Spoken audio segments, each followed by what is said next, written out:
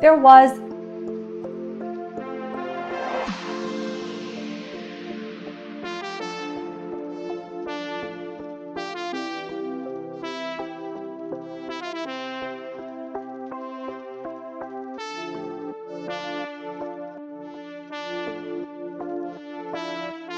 I've got quite the strange news.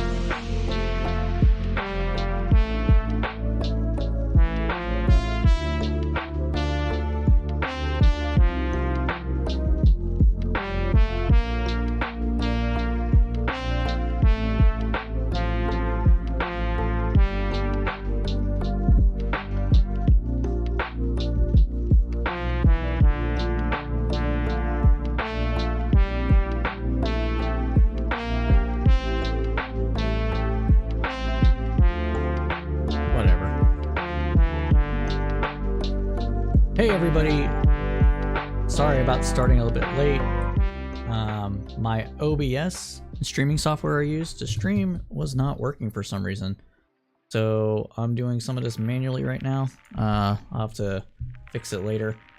But we're good to go and we're good to get started. Welcome, welcome, welcome. Glad for you all to join us tonight. We got a lot to cover. For those that may not know, before we get started, Crowdsourced Politics is going under a rebrand. We decided it's time to change the name because our mission and what we do and how we do it has changed a bit over the last year, and we felt like now is as good a time as any to do a rebrand. So be sure to pay attention to that. All the still sites and sources and everything will be the same, but the names of our social media platforms will change. So if you're already following us, we're just going to change the name on there. Might have to start a new Twitter. I'm not sure how that one works, but we will be undergoing that sort of thing. So, hey, we're looking for suggestions, but we think we got it. So we're excited. We're excited what we got coming at you in the next month or so, hopefully. So yeah. For those that don't know, this is the Crowdsourced Politics News Roundup, and what we do here is we like to go over the weeks of worth of news with a kind of analysis only the crowd can provide.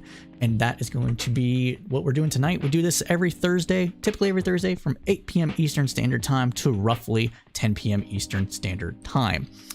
So yeah, glad you all could join us. We also do another podcast called Cipher State. And Cipher State is a foreign affairs and foreign policy focused podcast where we dive deep into an issue facing the geopolitical world with analysis from people across the political spectrum from both Twitch and YouTube. Recent guest, and actually our ever recurring guest, are Tiberius D of the Mask Off podcast and North Countryman. Both are really good and knowledgeable people on foreign affairs. And we are also always looking to include more and different perspectives on that podcast as well. And we do that typically at least once a month. So if that's something that you're interested in and have some sort of knowledge about, or just want to participate for a little bit, hit us up. And again, you can do that via Twitter at Crowdsourced Poll right now. So without further ado, let's go ahead and start the show.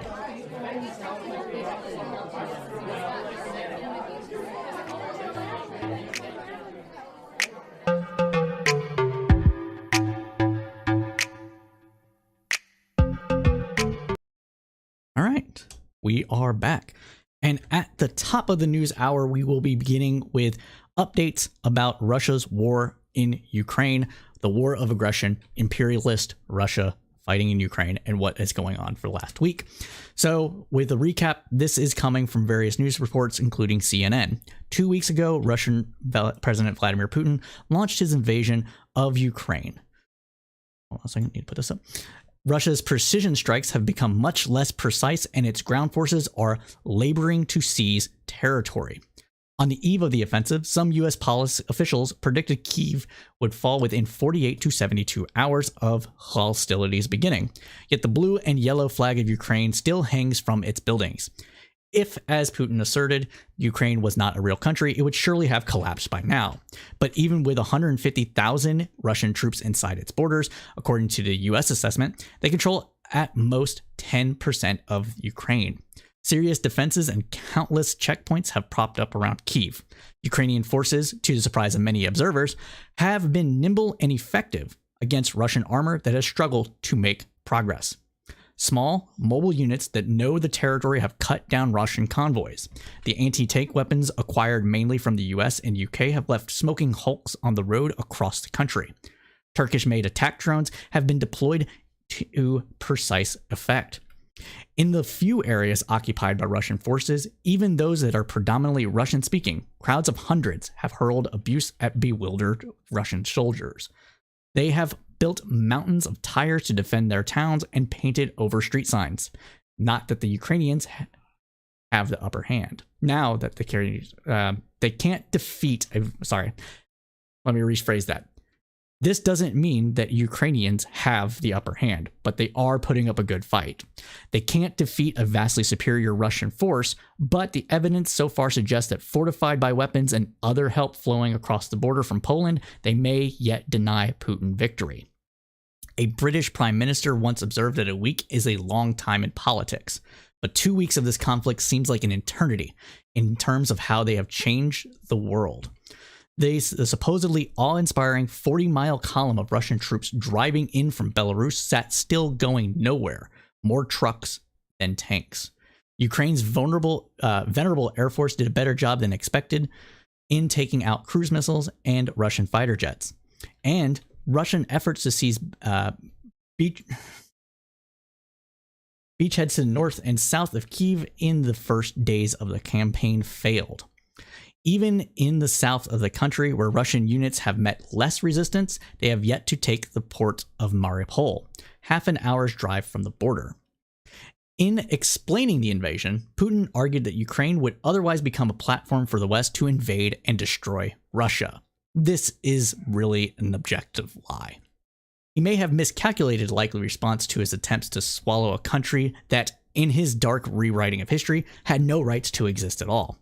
Quote, in taking the extraordinary gamble, he seemed to have failed to recall the events that set in motion the end of the Russian Empire, writes Liana Fix and Michael Kimminging in Foreign Affairs.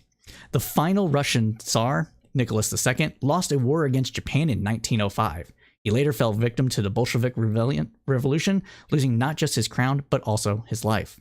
Perhaps lulled by the anemic Western response to the annexation of Crimea in 2014, Putin underestimated the galvanizing effect his war would have because it was a war of choice. Perhaps NATO itself has rarely seemed so focused, a far cry from the curbing and to categorize the alliance during Donald Trump's presidency. Truckloads of anti-tank weapons have trundled to Ukraine's border. Before the invasion, as a raft of international sanctions against Russia was debated, even hawks could only dream of cutting off Russian institutions from the international banking system. Hunting down the assets of Russian oligarchs, ending or reducing imports of Russian oil and gas, and mothballing the Nord Stream 2 pipeline. All have now happened, and this is an important point. The amount of sanctions geared towards Russia's oligarchs and Putin have been immense, and especially with the cutoff of oil from importing oil from the United States and other Western countries. The essential destruction of the Nord Stream 2 pipeline, or the collapse of that agreement, has also left Russia in a vulnerable position because that it was going to rely on that pipeline to make a lot of money that it would use to fund wars and adventures abroad. Now, one company, and furthermore, one company after another, from McDonald's to Zara to Apple, have severed links with the country, depriving Russians of the consumer goods that they had come to love since the end of communism. The ruble is worth less than half of what it was in mid-February. Zelensky's and Ukraine's resilience in the face of overwhelming odds has struck a chord across the world. The seemingly endless flows of video messages from Zelensky has brought crowds to the streets of Prague and Tbilisi and drawn standing ovations in the British and European parliaments. By contrast, Putin has seemed isolated, snapping at subordinates, recording rambling speeches, or surrounding himself with Aeroflot flight attendants. Thursday's talks in Turkey between the Russian and Ukrainian foreign ministers may give us a first clue as to what the immediate future holds. The Kremlin has demanded that Ukraine recognize Russia's sovereignty in Crimea and the independence of two puppet republics in eastern Ukraine and the country's neutrality. Ukraine has said no, though Zelensky now seems to acknowledge that Ukraine's dream of joining NATO, enshrined in its constitution, may be even more distant than it was before. For its part, Moscow appears to have dropped its demands for what it called the, quote, denazification and, quote, demilitarization of Ukraine, fancy propaganda terms for regime change, as well as to draw up support from Western allies, I guess, or embedded Western allies within Western governments. In the meantime, the daily suffering of Ukrainian civilians goes on. Some are killed in missile strikes that flatten apartment buildings, others caught by those less than precise artillery attacks. The number is already in the many of thousands, but there is no official death toll. 2 million have fled the country altogether, overwhelmingly women and children. Now, before I continue on, let me get to this. So maybe it isn't me said, I believe 3 things are going to stop this war. The billionaires, Russian military turning on Putin, good one, Russian citizens protest. Might take another week, yet Putz can't go much longer. I wish I had your optimism. And the reason I say that I wish you had your optimism, maybe it isn't me, is because it appears from reports, intelligence, otherwise, and analysts that Putin is actually gearing up to be more brutal in trying to take over Ukraine. Analysts and intelligence reports over the last week or so have pointed that Russia would end up becoming more brutal in its attacks, and we've seen an increase of those attacks over the last few days, with targeting of children's hospitals and other social infrastructure where civilians are mainly at. Now, for their part, they are claimed, for their being Putin and Russia, etc., have claimed that these are actually legitimate military targets and that these areas have housed Ukrainian soldiers. Have they? That's not provable, but we do know from the official reports that are coming out of media and social media verified by media that the majority of the deaths in these attacks have been civilian casualties. And since these are being targeted directly, by order or otherwise, these would amount to what is considered a war crime because they are civilian infrastructure, not military infrastructure. These things are defined in the Geneva Conventions of War, and it appears that Putin is willing to violate those conventions more and more as the war drags on. Now, but let's continue on. So what has happened today, and this is coming out from NPR, and this is NPR throughout the day. So no breakthrough came from the highest level Ukraine-Russia meeting since fighting began. Today's meeting was the country's first cabinet level since the start of the invasion on February 24th, the official invasion. The toll of Russians' attacks on a maternity hospital in Mariupol became clearer.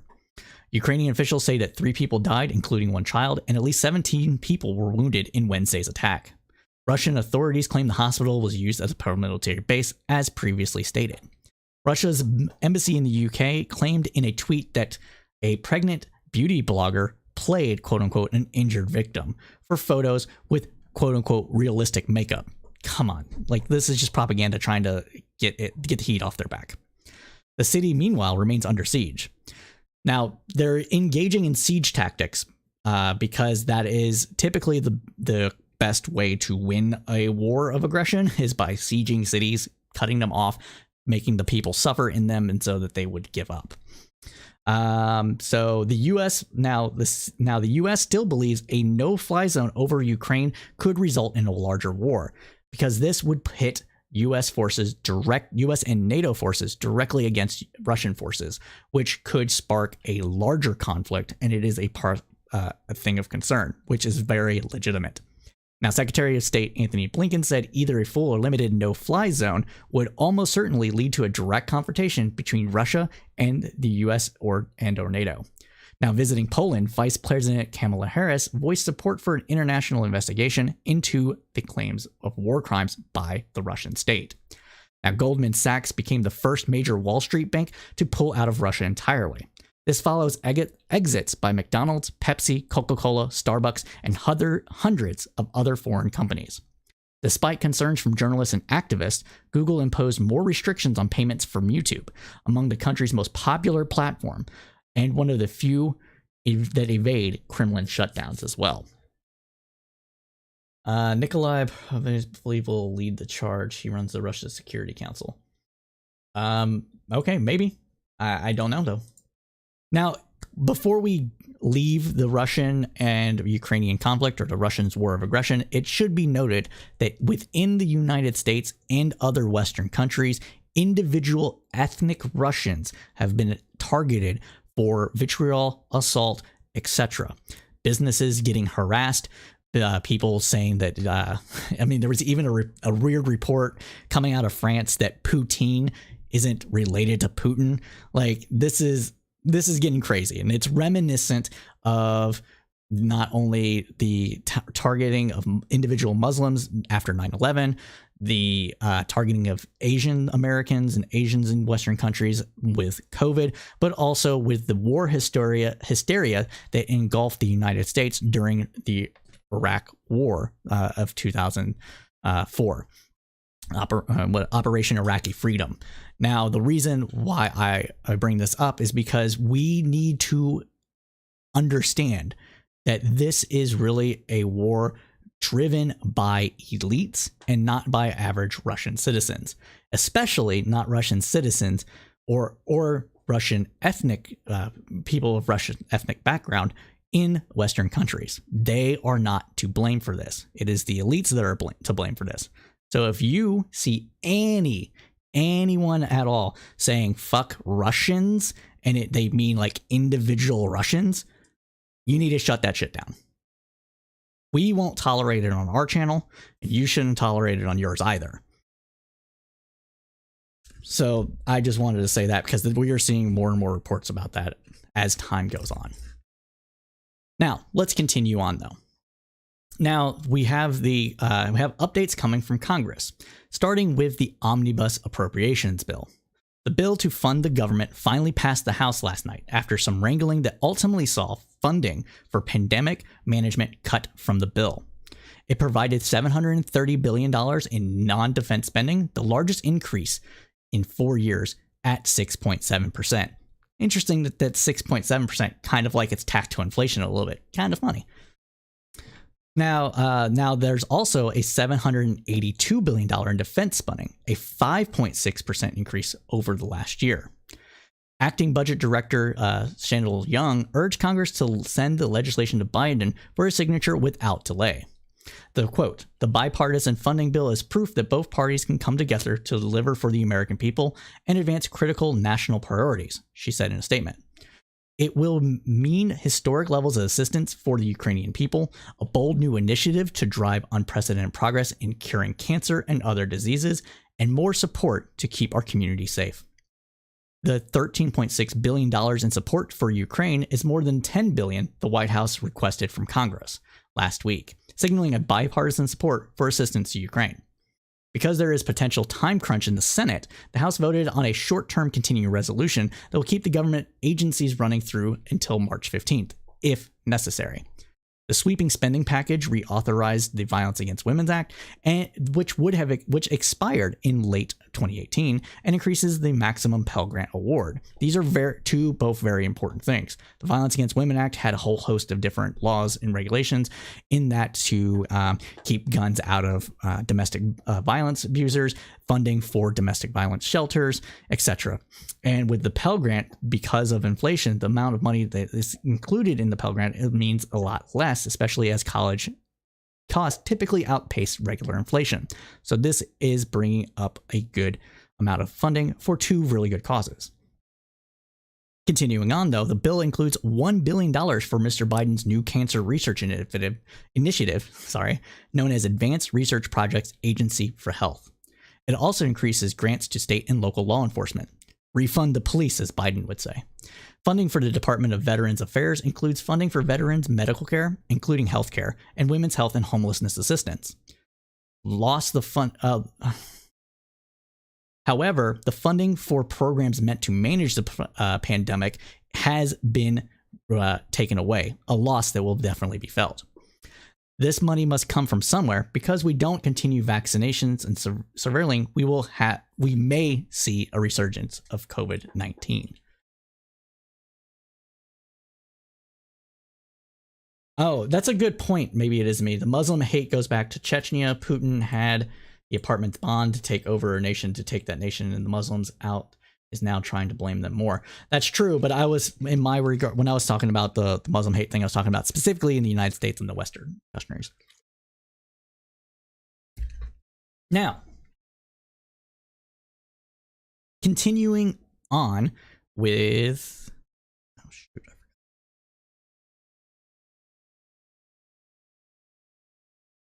Oh, no. So continuing on with the news, though, we also are seeing a return of earmarks. Now, with the passage of this bill, the ban on earmarks, formerly called member-directed spending, was lifted. Oh, shoot. Something happened. What happened? Oh, no.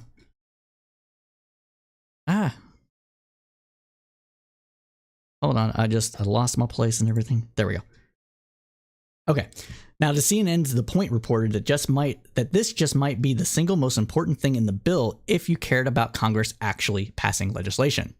Member-directed spending allows federal money to be allocated in a certain district of a state, or a state rather. It's a way to grease the wheels to get a bill passed. Need an example? Drive through West Virginia and you'll see all sorts of highways named after Robert C. Byrd, the long-standing senator from the Mountain State. Earmarks were an everyday part of the legislative process until 2008, with Arizona Senator John McCain campaigning for president. McCain was a long-term opponent of earmarks and would regularly call out what he believed to be over-the-top pet projects inserted into bills by lawmakers. He campaigned on removing pork barrel spending from lawmakers. Senator McCain lost that race, but when John Bonner became Speaker of the House, he got rid of earmarks entirely. At that time, it seemed like a smart political move. In practice, though, what happened was legislators lost the ability to negotiate with earmarks when the vote was tight.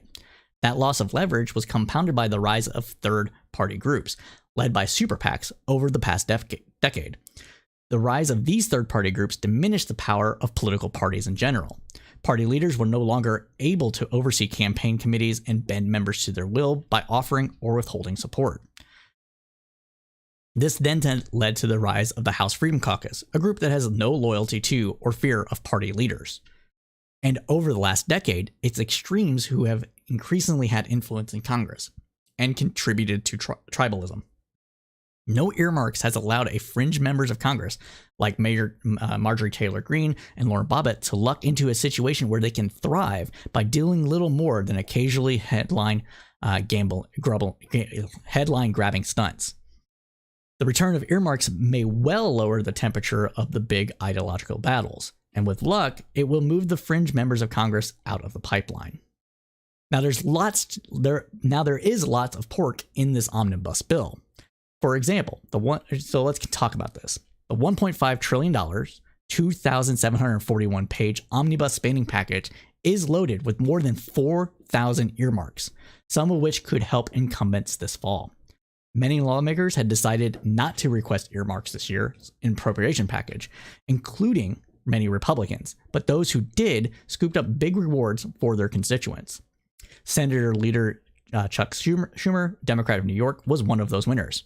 Senator Minority Leader Mitch McConnell, Republican of Kentucky, didn't request any earmarks. Defenders of earmarks argue that if lawmakers can't request earmarks, it gives executive branch officials disproportionate power to choose which projects get funded. They also point out that including lawmakers' pet projects gives them skin in the game and more incentive to vote for government funding bills.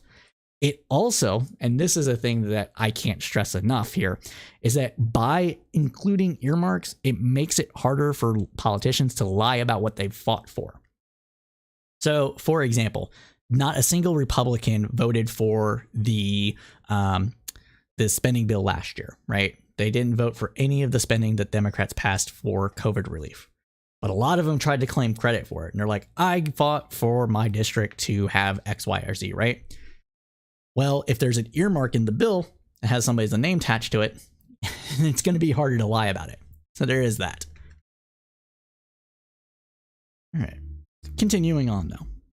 Now, also coming from Congress is that the Anti-Lynching Bill has passed. On the last day of Black History Month, the House passed the Emmett Till Antilynching Act. 3 House Republicans voted against the bill. This week, the bill was unanimously passed in the Senate. After a century of failed attempts, this historic bill carries the name of a 14-year-old black boy who was tortured and murdered in Mississippi in 1955. Its passage in the Senate and the fact that the President Biden will sign it into law makes lynching a federal hate crime.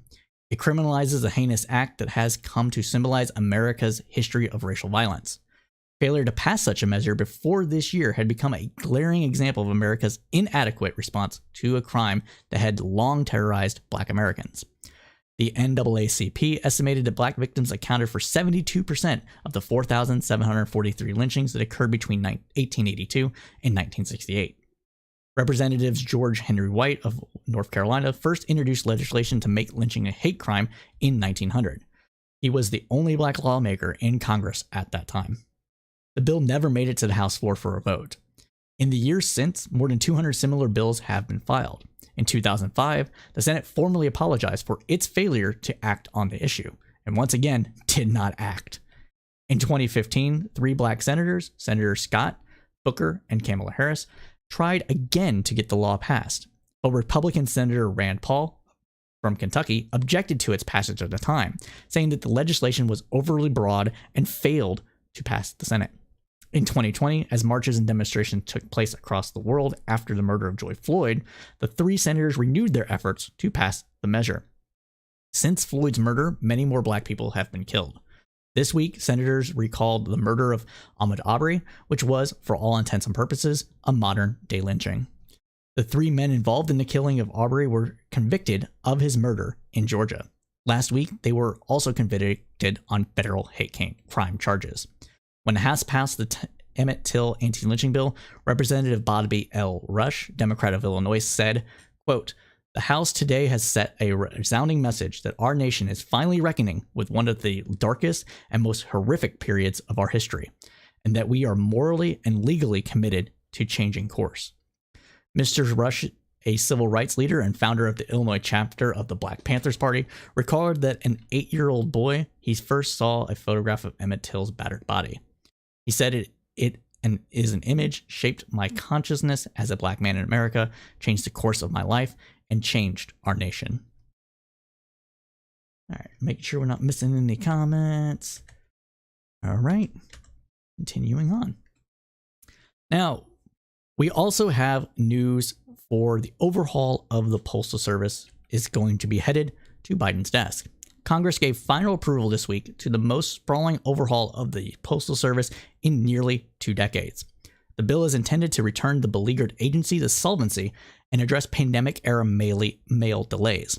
The Senate voted 79-19 to approve the measure, which passed the House last month with an overwhelmingly bipartisan support. The Postal Service has been on the brink of insolvency for years, largely because of a 2006 law that required the agency to fund retiree health care benefits for its employees well in advance. They had to have 10 years of funding stashed away and not include any of the projected growth of that funding. So it take an agency that was solvent, that was making money and being able to meet its obligations, and basically said that, oh, you're not actually meeting your obligations, you're in debt, you have to figure this out.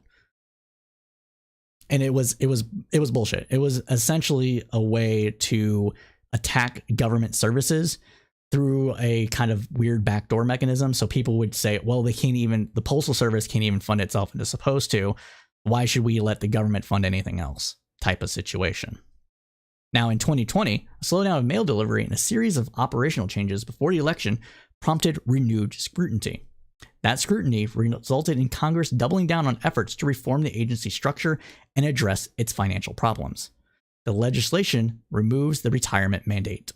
Instead, retired Postal Service employees are required to enroll in Medicare when they are eligible.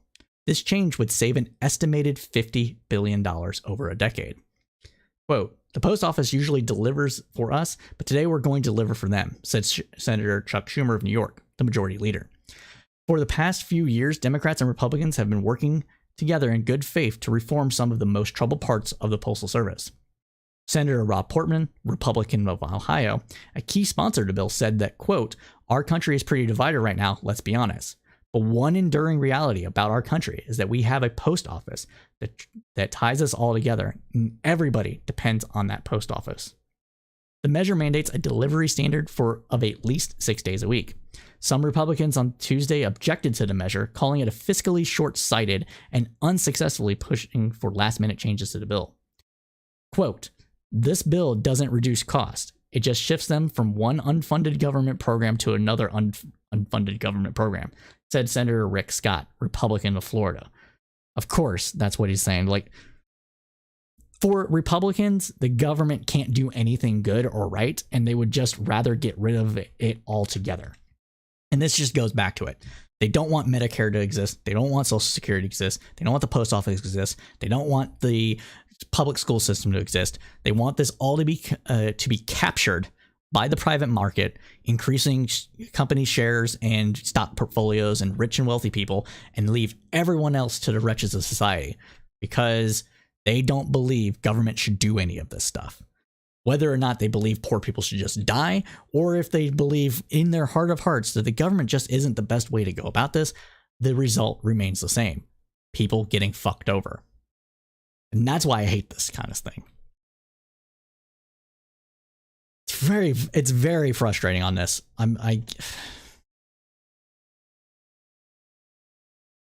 I'm sure that at some point I'm going to do a long talk about all the efforts Republicans have done in the last year to try to make everybody hate public schools.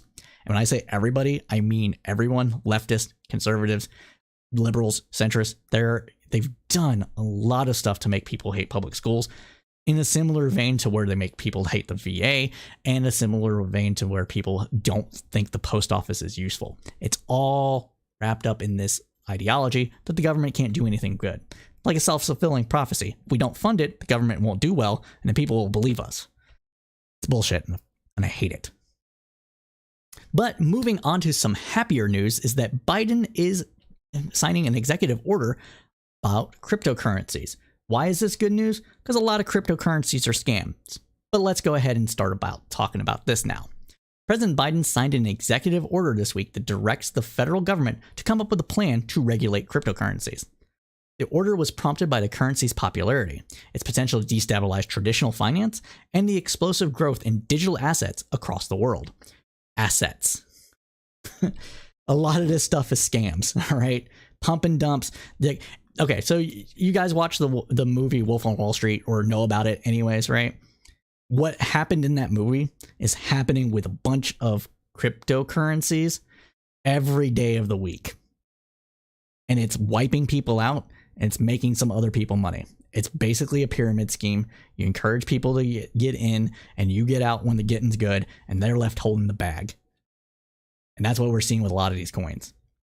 Full disclosures, I own some cryptocurrency, but I know which ones, I don't know which all of them are scams, but it's one of those situations where a lot of these coins are scams and the ones that aren't, I wouldn't really consider assets so much. It's whatever. Point being is that be careful with your money, all right? Be careful. But continuing on. Now, the order will coordinate efforts among financial regulators to better understand the risk and opportunities it presents, particularly in the areas of consumer protection, national security, and illicit finance. It directs financial regulators to continue with work that includes studying and reporting on the creation of a digital dollar. Now, the creation of a digital dollar can be either a cryptocurrency kind of situation, or it can be something more akin to what we have just in digital format. A lot of the dollars that are in circulation aren't actual physical dollars that are in circulation. It's just ones and zeros on a computer somewhere. So transitioning over to a full digital dollar isn't that much different than what's being going on now. The difference would be with unbanked individuals or people that lack access to technology that people think would be required in order to be able to access this money. And, screwing over poor people is what a lot of people say.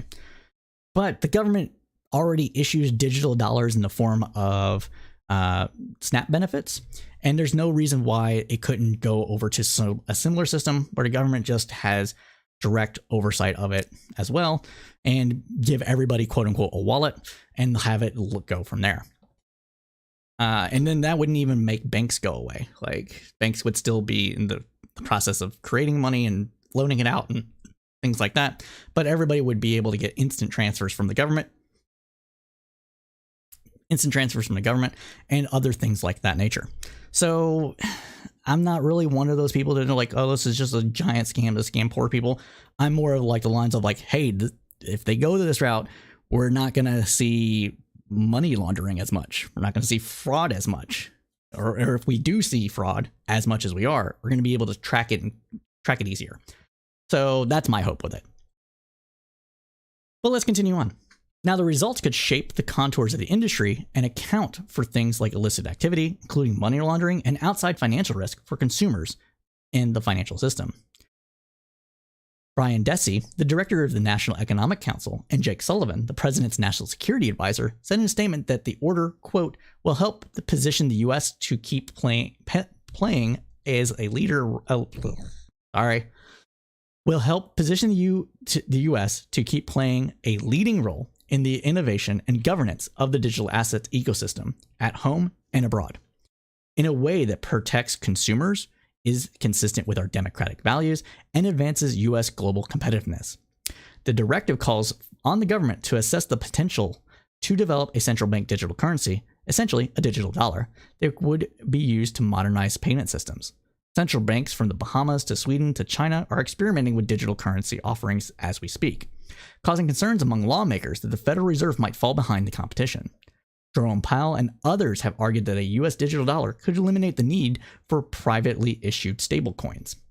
A stablecoin are digital currencies that promise to maintain their value by relying on a stable financial backing like a bank reserve or a short-term debt. Private issuers resist that contention. They argue that they can coexist with a digital currency and should be developed. With the executive order in place, Treasury Department officials will now embark on a much more extensive examination of the digital dollar concept and the problems that could arise from it. Experts on cryptocurrency have long called for the government to streamline what had been a scattershot regulatory support approach. Quote, "We need clear answers on how to do things," said Louis Lehort, a cryptocurrency expert at the law firm Foley and Lauder. "We're operating in a gray zone and in a sandbox. We've seen a complete lack of any strategic direction or thought from the federal government for years." Now, this order, at the moment of heightened national security concerns, including whether Russia will use cryptocurrency to evade the sanctions imposed on the Putin regime. The blockchain technology that underlines cryptocurrencies gives anyone who could read a computer code the ability to track transactions. This ostensibly eliminates the need for trust between transacting parties and allows for anonymity. It doesn't allow for anonymity. It does not. That is a huge selling point for a lot of these currencies. But there's only some anonymous coins, and there are pseudo anonymous. The whole idea that this is an anonymous thing is because your name isn't directly attached to the trading of the coin on the coin's platform. But as soon as you try to realize your gain, realize the gains, trained it to dollars or what have you, it makes it easy to track you like that. Because what ends up happening is that they can tell when you sell your coin to another person after and then withdrawing the cash from an exchange, because your exchange wallet isn't the same as your regular wallet, and that's tied to your name legally. So the only anonymousness about it is that it's like a metadata, but metadata doesn't make you anonymous anymore. And so the idea that this is super anonymous and nobody can know what you're buying or anything is malarkey.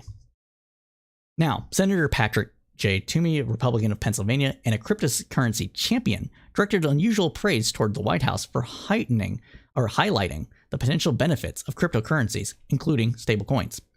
But he warned that regulatory overreach could stymie growth in an area where innovation has been led by consumers.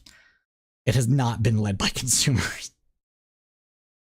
I want to get through this, and I'll explain. So, quote, "This technology empowers individuals, and they deserve to have a say in crafting thoughtful legislation," Mr. Toomey said in a statement. The administration should resist the urge to stretch existing laws in an effort to expand its regulatory authority. Now, let me explain this here. All right. The majority of cryptocurrencies use and expansion and regulatory bodies and everything like that is controlled largely by the largest crypto holders of any particular kind of coin or token. Depends on what governing body you're under. And what this means is that just like any other institution that is backed by capital wins, and capital has the most say in it. Now, there are some new capitalists in this system because some people, mined, I don't know, like we'll say like 20,000 Bitcoins and never sold them for some reason. And so now they're a big player. They just happen to have a computer and was mining it one day because either they like the idea, they're ideologically predisposed to want to do it, or they like technology and were doing it for fun. For whatever reason, they're doing it, right? But a lot of the cryptocurrency is controlled by large players. The innovation that has happened under this has been essentially two things. And I know that somebody in cryptocurrency, a crypto person, a crypto nerd, is going to yell at me for this, but I'm going to say it anyways. The first thing is the existence of the Distributor Ledger. Great technology. Something that isn't entirely useful for everyday purposes, but it does allow the ability to trade a digital asset between people and have it monitored, and removes the need to have that tracked and monitored by a central authority. So if you're a libertarian-like person and you don't trust central authorities, you're going to like this method, and that's where a lot of its early backers came from. But that can be handled on a central component, and some of the more useful applications of this have been developed on a central platform. Those being Ripple. Ripple is a central platform. That platform can handle transactions faster than the Visa payment system, which is a great improvement in technology. And it reduces cost of transferring funds from one country to another, so that it lowers remittance cost. And that's very good. So that increases the speed of trade globally. So that's a good innovation there. And it's built using a similar distributed ledger, but it's more centrally controlled because the Ripple protocol, the ledgers are controlled by the Ripple collective, so to speak. I'm getting some of these things wrong, and know I am, but that's the gist of what's going on with Ripple. The other things, and I hate to say this, is NFTs. So the existence of cryptocurrency or crypto coins and distributed ledger, it makes it possible to actually show ownership of a digital asset. So we can make jokes about right click, save, ha ha ha, or whatever. But if you are an artist that is trying to make money off of your art and your art is digital, this gives you more ability to do so by issuing a drop or an NFT tied to the ledger, and ledger shows ownership, and that way we collectively can track who owns what in the digital art marketplace. This does not need to be done on a distributed ledger. It can be done on it doesn't need to be done on a distributed, non-centralized ledger, but making it on a distributed ledger makes it easier to monitor and track these things, especially if that ledger is public and maintained kind of in an open source kind of way. But it also opens up the parts for scams, and that's where we see most of these things coming from. Anybody can issue an NFT, and so people have been stealing other people's artworks to issue them as NFTs. And what we saw with that, we saw a lot of people saying, well, you should have made it an NFT yourself, because they don't have any morals. They don't care. They're just like crypto bros. And so we see a lot of that. And that is where regulation needs to come in to ensure that digital ownership and digital copyright is maintained. This is why regulation is good. It protects people from fraud. And when you steal somebody else's work and you sell it as your own, that's fraud. That's theft. The only enforcement mechanism that we have for that, detecting that, is really a government agency, and that's why we need these regulations. The other thing, and this is the third thing I forgot to mention, is that the smart contract executions are actually a good innovation that can be used for things such as supply logistics. But outside of the supply logistics frame, there hasn't been much found for everyday use for the smart contracts.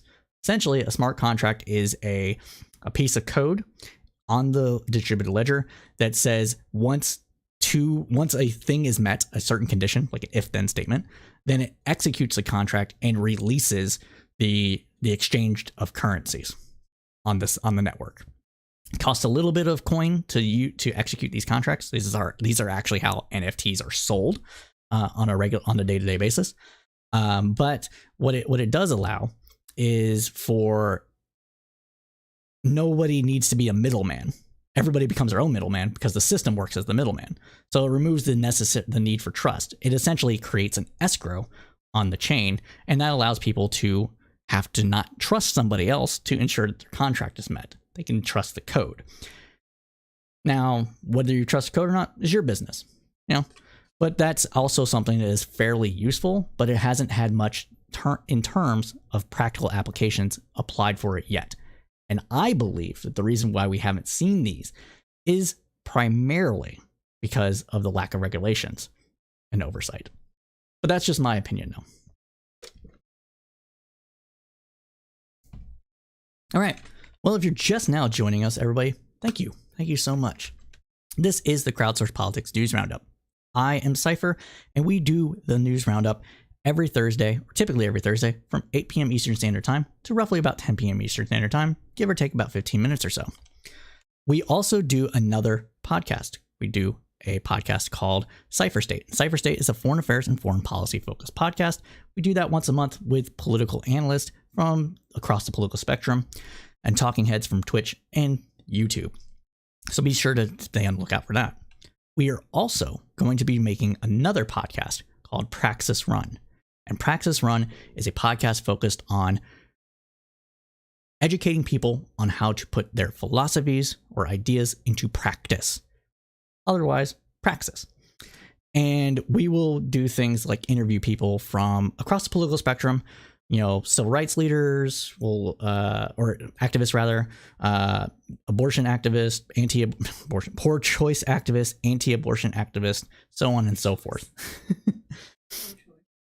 And the reason why we are doing this is because we at Crowdsource Politics believe that there is so much vitriol in the world today that this is one way we could tamp down on that by exposing people to other people's ideas with the hopes that it will create some understanding, even if it doesn't create agreement. So that's why we're going to be doing it. We're looking for guests. So if you're interested in being a guest on this program, hey, reach out. We totally want to hear from you. But we are expecting to do this probably next 2 months or so. Got a lot of stuff going on right now, but we're going to get to it. So be on the lookout for that on Twitch or YouTube and Twitter, where we'll announce when we're going to have the first one. So let's continue on with some SCOTUS updates. So let's start with a recap from the TikTok SCOTUS blog on what happened this week on the SCOTUS. We have an interesting decision on enhanced criminal sentencing, a decision in the Cosby case, and an update on the North Carolina redistricting case we talked about last week. So let's go ahead and get started with that. There was a lot of Supreme Court news today, and the court didn't even take the bench. First, the Supreme Court threw out a criminal sentence for Georgia man William Wooden, who broke into a single mini storage facility and stole items from 10 different storage units. Wooden was treated as a career criminal for sentencing under a law that imposed a 15-year minimum sentence for possession of an illegal gun for a criminal defendant who had 3 or more prior convictions committed on occasions different from one another. So the question was, did the burglary that occurred at one place all at one time count as multiple convictions for enhanced sentencing, or did it just count as one prior conviction? Justice Kagan, writing for a unanimous court, said that Wooden's burglary convictions arose from a single criminal episode and thus did not count as multiple occasions. I mean, this should just make common fucking sense, really. It was a single event that happened to be multiple, instances in the same single event. The whole point of the enhanced sentencing guidelines on this was to create a disincentive for people to commit more than one crime after serving a sentence. So it was like this is where this 3-strike law comes into effect. Now, with this ruling, we should see less odious ruling or less odious sentencing coming out from these things, because this has been used to this effect in multiple occasions. And like I said, just makes complete common sense. Everybody should be on the page of the Supreme Court. That's why the Supreme Court ruled unanimously on this. And I'm surprised anybody's gotten away with it thus far. It's really disgusting that this has happened. And I'm glad that the justices ruled in this way. Let's go ahead and continue, though. In the Cosby case, the Supreme Court said it will not hear Pennsylvania prosecutors' request to reinstate Cosby's sexual assault conviction. Okay, so for people that may not be aware of this one, in the Cosby case, we reported last week that Pennsylvania, this is a different thing. So with the Cosby case, Cosby had gotten released on a technicality, but that technicality is one that kind of matters. The reason being is that the DA had agreed to not press criminal charges if Cosby did testified at the civil hearing. After Cosby testified at the civil hearing, the DA came back and said, hey, our first deal was stupid. We shouldn't have done that. And now we're going to convict you and use your testimony in the civil case against you. This comes from the Fifth Amendment kind of thing and what prosecutors can and can't do.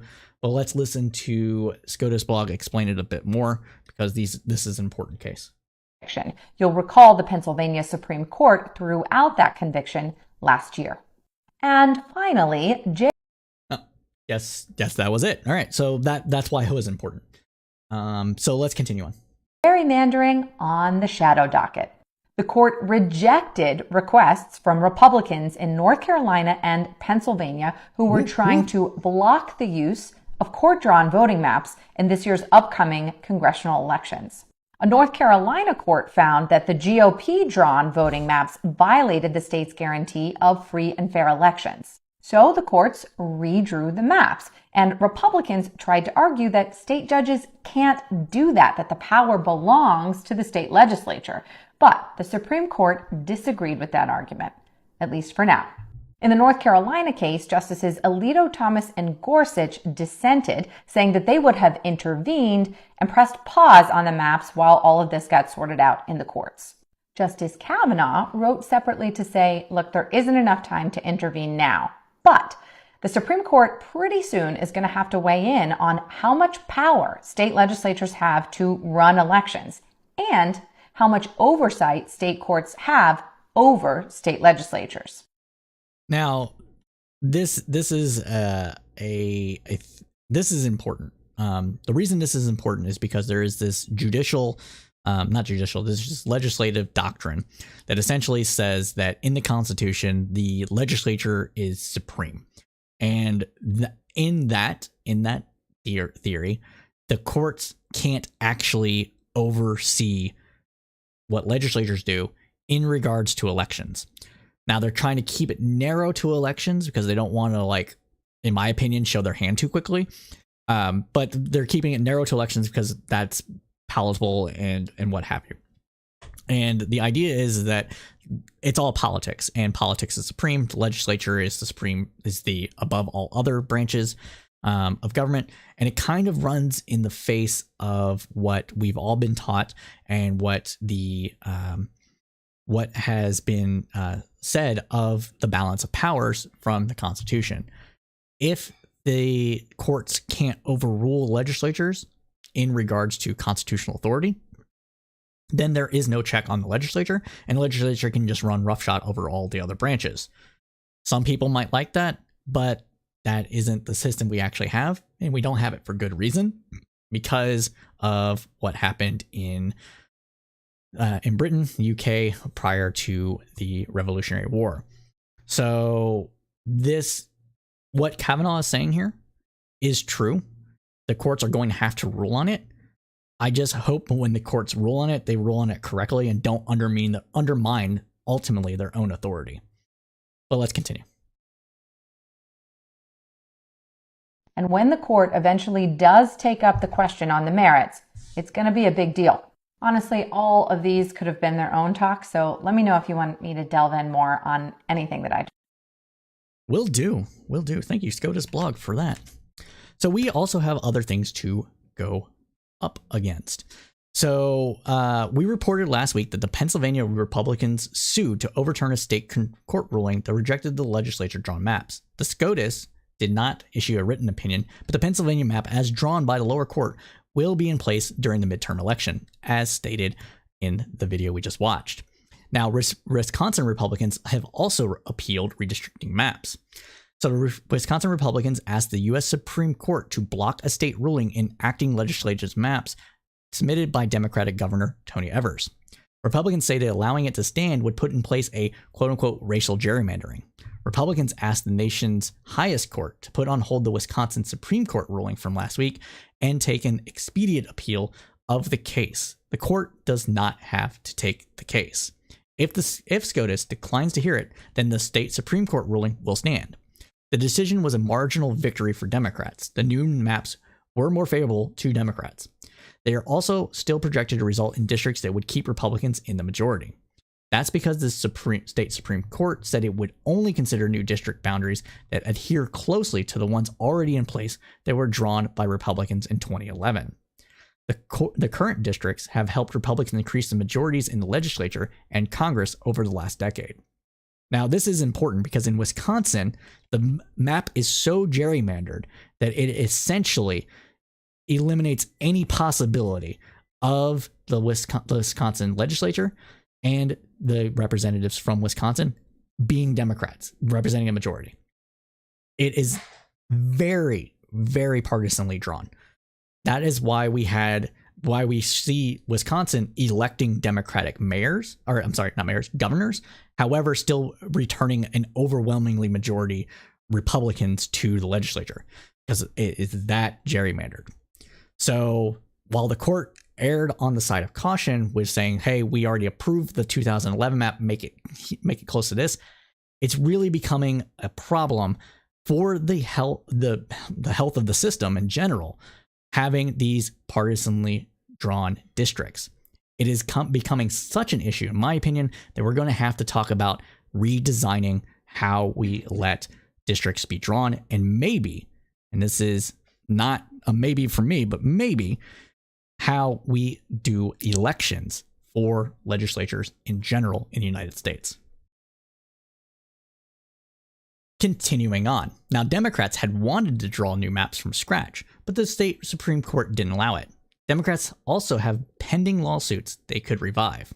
Quote, overall, it's a step forward, Evers said on the maps he submitted that the court adopted when asked about it following a bill signing Monday. Overall, it's not where we want to be. Republicans also asked the Wisconsin Supreme Court to put its ruling on hold pending the appeal to the U.S. Supreme Court.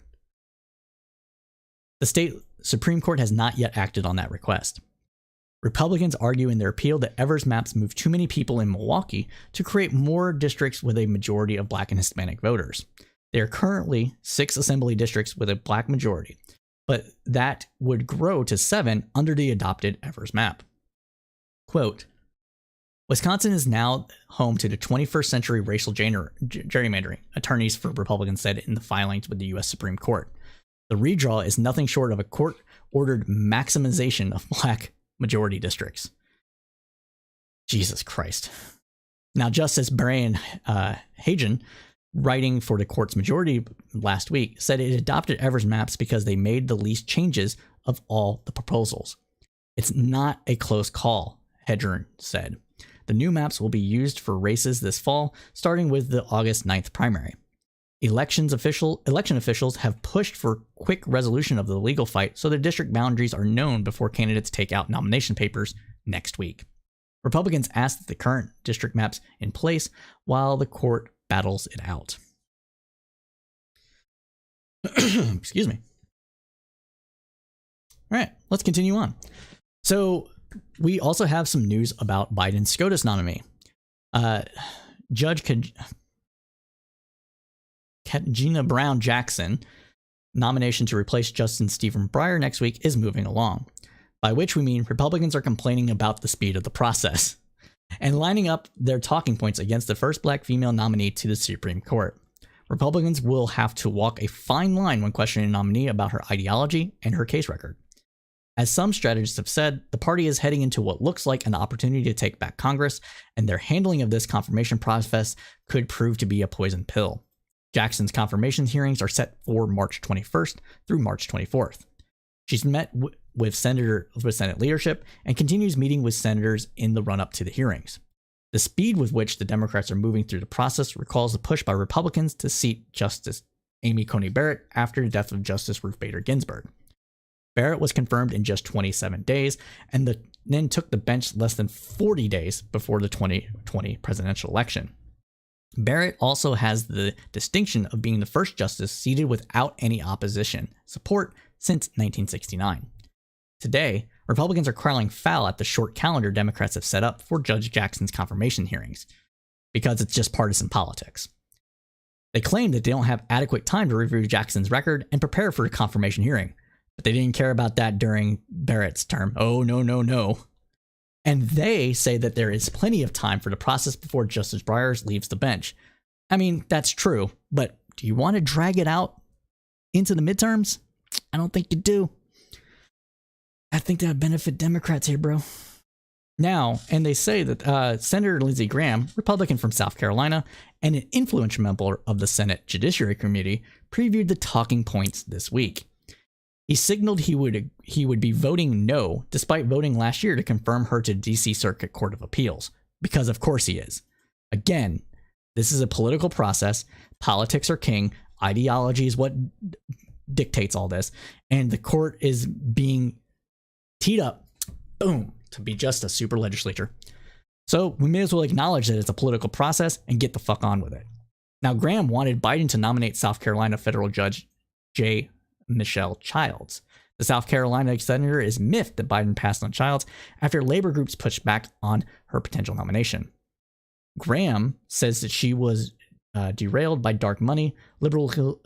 Graham says she was derailed by dark money liberal advocacy groups. Graham now says that the choice of Jackson means, quote, the radical left have won President Biden over yet again. More lies and videotape, people. Like, this is just ridiculous. You're miffed because your old buddy didn't pull through for you like you thought he would because you thought he was Republican or something. I don't get what Graham is coming up for this one, but Jackson's not a leftist. Words don't mean anything, so fuck it, use whatever word you want, but come on, dude. Jesus Christ. All right. Continuing on with more quotes from Lindsey Graham. The reason Michelle Childs is not the nominee is because of a concerted effort by the left to take her down, and that doesn't sit very well with me, he said in a separate remarks last week. Here's the point. I was willing to get probably double-digit Republican support for somebody that would have been in the liberal camp from my state, he added, referring to Childs. So they made a political decision to reject bipartisanship and go another way. Man, how much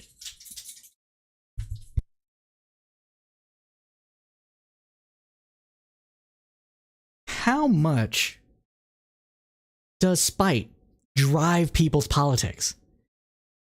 The more I listen to people, and I'm 36-year-old, so I've been listening to people about politics for a long time. The more I listen to people about this, the more it seems that a lot of people's politics are driven immensely by spite. Republicans will call it envy. I call it spite. Because fuck you, that's why. And that seems to be what Lindsey Graham is doing here. That's what some leftists do. That's what some righties do. That's what some liberals do. It seems to be a huge driving force in American politics.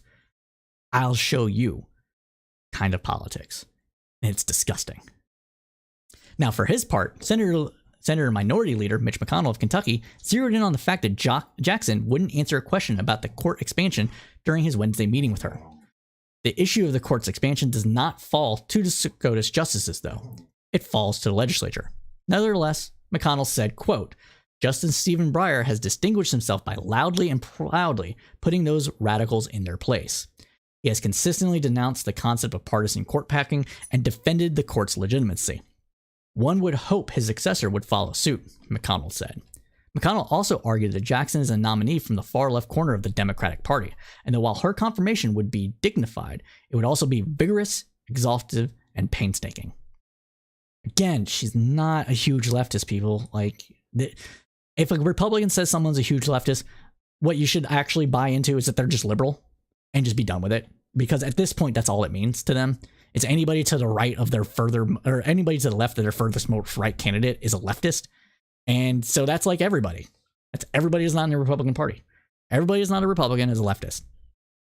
Like, whatever. Now, another important thing about this, though, is that the reason that Republicans are concerned about court packing, because it would be one of the surefire ways to ensure that legislation that they're against gets passed. They gambled with Amy Coney Barrett and won. Or not with her. Well, they gambled with her a little bit too, but they gambled with Trump and they won with Trump when it comes to the courts. They don't want to see that gamble be snatched away from them. And that is partly why they're against court packing.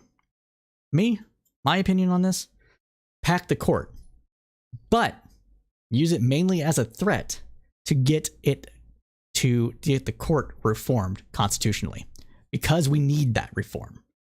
The court needs to be reformed to make it more resilient and less prone to partisanship. And the way you do that is there's a variety of ways to do it. There's more ideas out there than just what I have here. And I won't even say they're my ideas. Like, these are things that experts and legal theorists and politicians and stuff have came up with. But this is what I think needs done. So first, you threaten to pack the court. By threatening to pack the court, you have leverage. So you need that leverage in order to get enough votes to pass a constitutional amendment. So you said either reform the Constitution or I'm packing the court. And these are the constitutional amendments that you want passed for the court. 1, no more lifelong, First, no more lifelong appointments.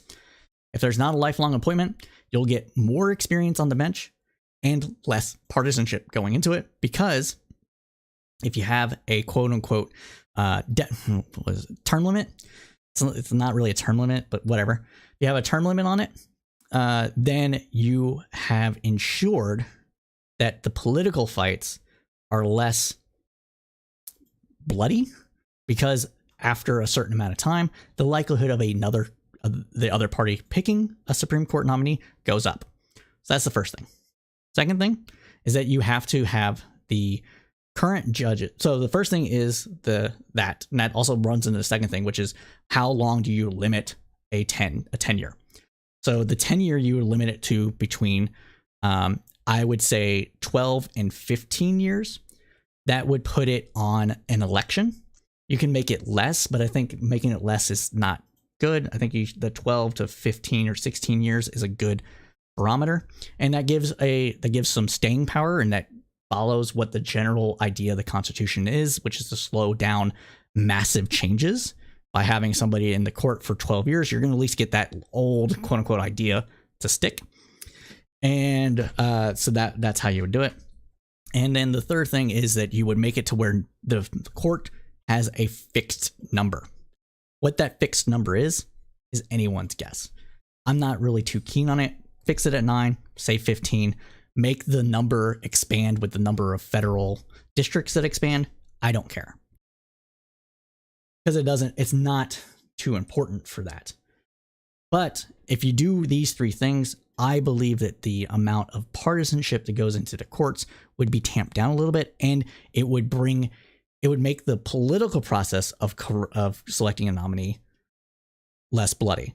It's still going to be a political process. You're never going to get politics out of the Supreme Court nomination process, but at least with this, you make it 1, out in the open. 2, you make the stakes lower. And that's what I think. Now, let's continue on, because I didn't actually finish. So Jackson has received a string of endorsements from respected conservative legal thinkers, including the retired Judge J. Mitchell Letting, as well as several attorneys who clerked at the Supreme Court, while Jackson was a clerk for Justice Steve Breyer. A handful of Republicans say they're open to voting for her for the High Court. Confirmations hearings for lower court nominees have become more contentious as the midterms looms. At a lower court nomination hearing Wednesday, Texas Republican Senator Ted Cruz, because of course it's Cruz, said there was, quote, a 3-pronged strategy from the Democrats to abolish the police. Lie. And that one of those prongs was putting judges in place who don't follow the law. I mean, bro, you support Ken Paxton. Shut the fuck up. I mean, seriously. This is... I don't know how anybody could agree with this at all, given the fact that Democrats support the police, that the president wants to increase and has increased funding for the police, that most people, even among black people, support the police to some capacity, if not majority capacity. Like, this is just an outright lie used to drum up fear among the conservative base so they keep voting for Republicans. Now, asked by CNN after hearing whether Jackson fit into that framework, Cruz said that he was still reviewing her record. Dodge. So I'll make an assessment when I've had the opportunity to give it a thorough and careful review. Dodge. To be clear, the Democrats do not need any Republican votes to confirm Judge Jackson to the Supreme Court, thanks to the nuclear option being used when Justice Kavanaugh's confirmation hearing was being held. All right. Now, moving on to state politics.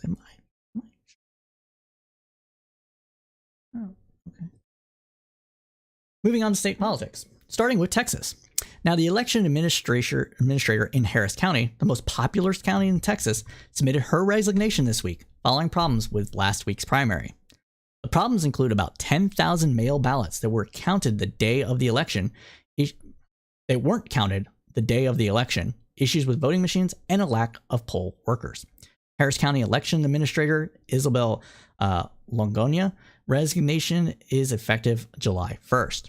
Longonia said that she took responsibility for the problems during last Tuesday's election in Harris County, where Houston is located.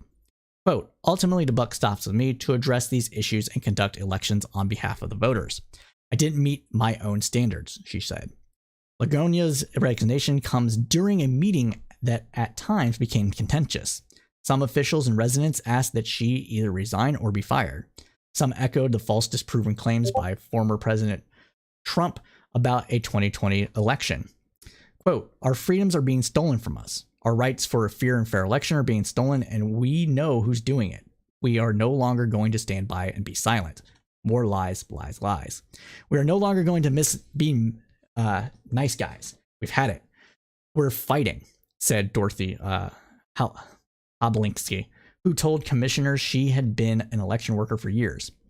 Others who spoke during the meeting, including some election judges, said that they dealt with a variety of problems, including long lines because voting machines weren't working and long waits to get help from technical support. Election officials said that an oversight led to 10,000 ballots not being counted at all.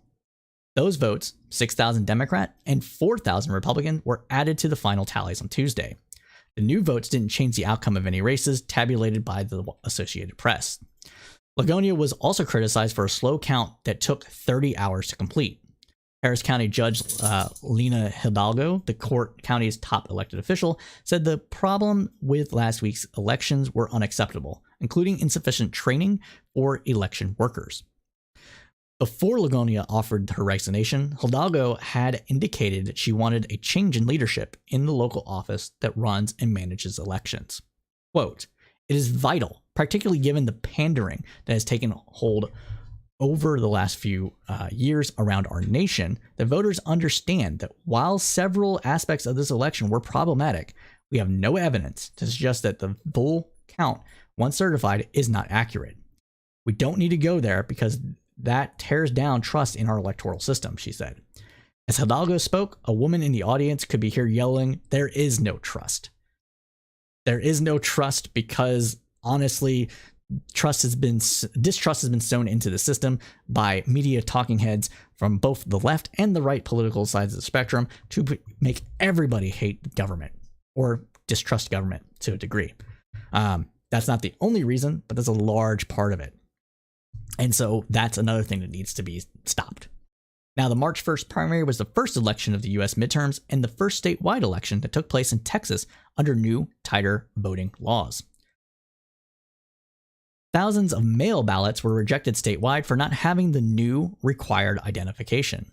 Longonia said the new voting laws, as well as rhetoric related to the distrust about elections, has become a distraction to the conversations about how to make the voting process better.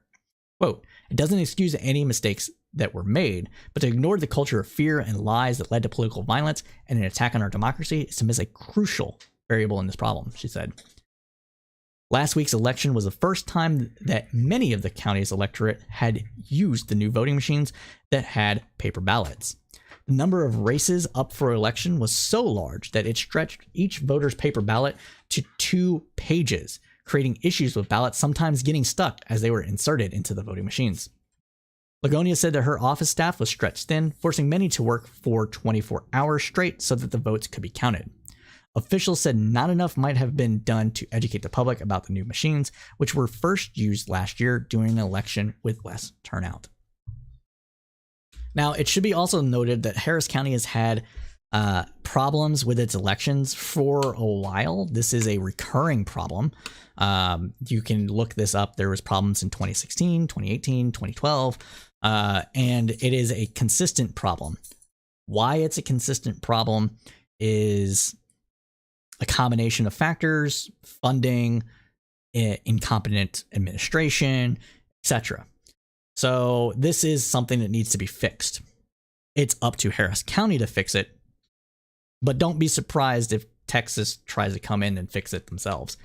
And honestly, I'm not going to say it.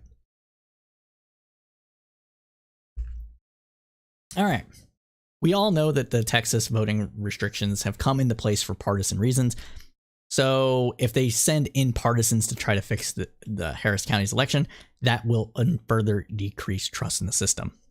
That's what I'll say. All right. Hey, thank you everybody for joining on Twitch today. Lots of you are watching on Twitch. Appreciate you. If you like what you're hearing, go ahead and hit that like and follow button or subscribe. It really does help us out. All right, let's continue on with local politics with Tennessee. Now, House Republicans in Tennessee advanced legislation on Tuesday that would ban public schools from using textbooks or materials that, quote, promote, normalize, support, or address LGBT issues or lifestyles. Critics argued the bill is a similar measure that Florida's Republican-dominated legislature passed hours earlier. Now, Florida's bill forbids instruction on sexual orientation and gender identity in kindergarten through third grade, with language in the bill that is fuzzy enough to say that it also would cause problems from fourth grade and up with anything that is quote unquote not age appropriate, which is left to not just school districts, but also parents. So there's a wishy-washy in the Florida bill. The Florida bill is more narrow, but there's still some issues with it. Now, why did I say it's more narrow?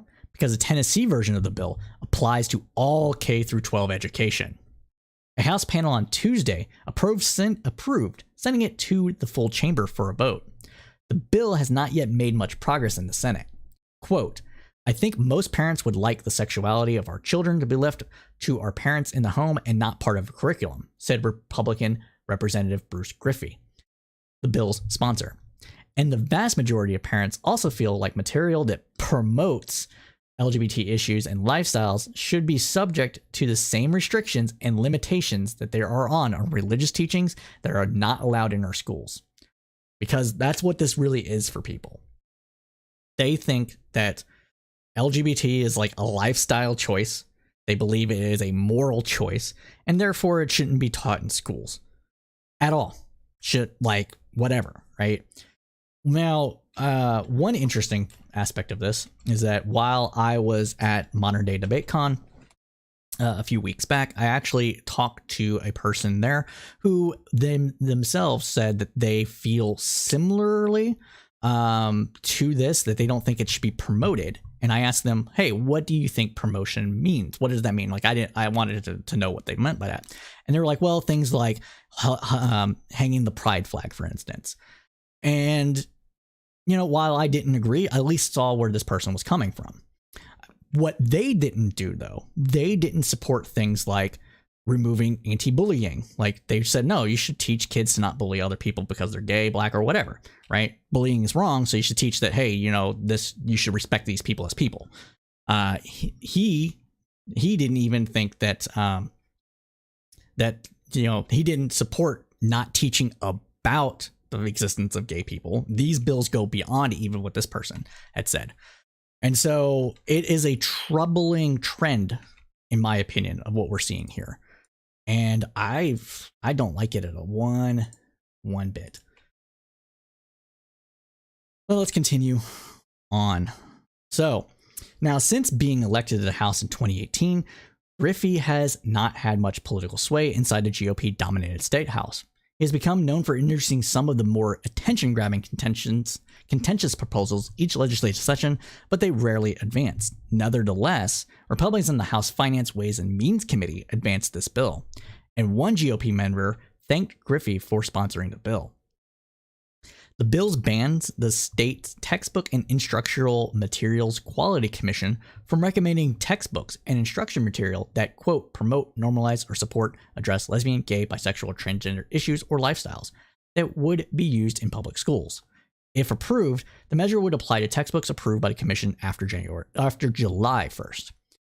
What you're saying to them and to the rest of us is that, quote, "We don't want to know that you're here. We want our children to know that you even exist," said Democratic Representative Larry Miller. How un-American, how embarrassing that is. Republican Governor Bill Lee has not publicly weighed in on the legislation, but the governor has never vetoed a bill while in office. Jeez. Now this one is even more don't say gay than the don't say gay bill in Florida. This goes beyond what Florida does. Florida is basically like, hey, if they're 9 and younger, don't mention anything, right? There's, like I said, there's some wishy-washy things in there for older students, but it explicitly lays out that you're not to teach these issues or talk about these issues prior to 4th grade. This one eliminates it for high school and everything else. This would also include, not that Tennessee does sex education correctly anyways, but this would include sexual health, including the use of condoms for gay sex, for gay and lesbian sex. This would also disclude things such as teaching about the history of LGBT issues, such as Stonewall, etc. And it really does, it's really an attempt to try to not force an ideology onto other kids per se, but to keep the awareness of differences away from kids as long as possible and inculcate them to whatever their parents want. Now, there are some people looking at you, you know who I'm talking about if you watch this. We'll just leave it at that. I don't want to dox nobody. There are some people that believe that kids are property of their parents. That parents have the ultimate say over everything, which is partly true, but that no other person has any other say in the matters, anything dealing with their kids. And they would say, this person, that this is perfectly fine because schools shouldn't be teaching this anyways. But what are schools' purpose? That's another debate. In the American system, at least for a while up until recently, Republicans and Democrats agreed that school was more than just writing, reading, and arithmetic.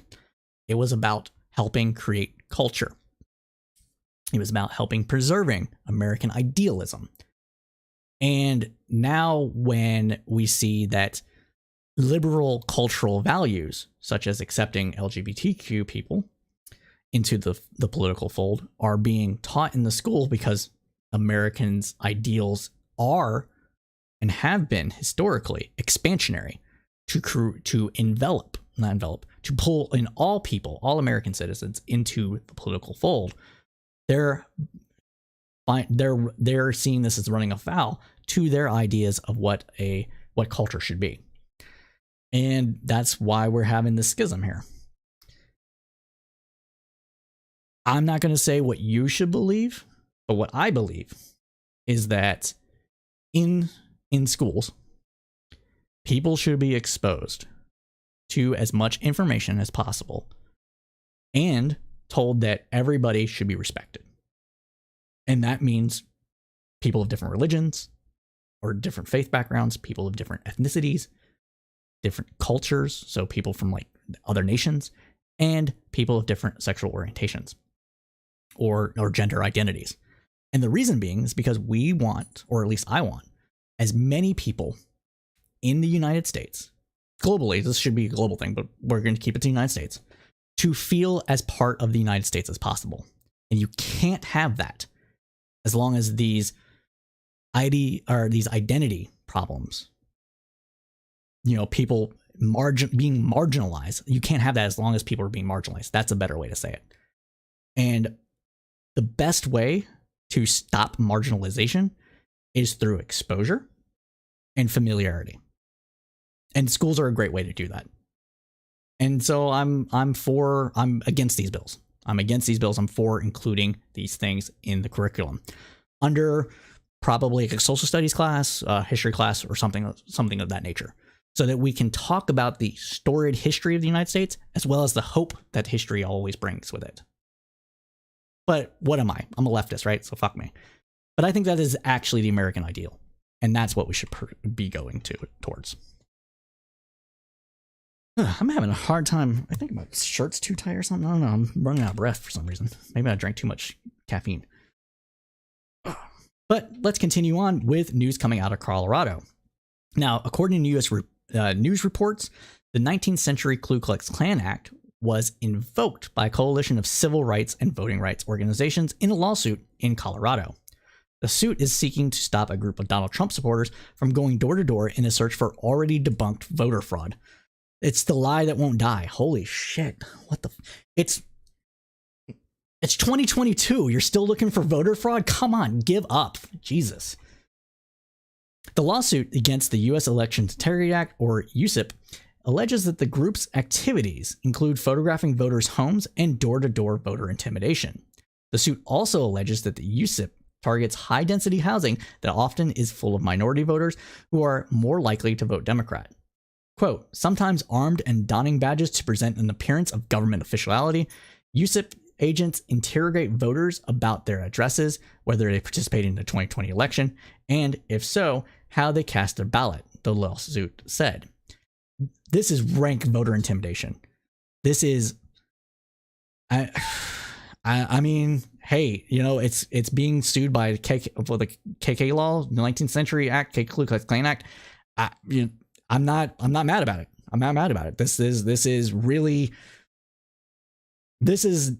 uncouth, to put it mildly. Let's continue on, though.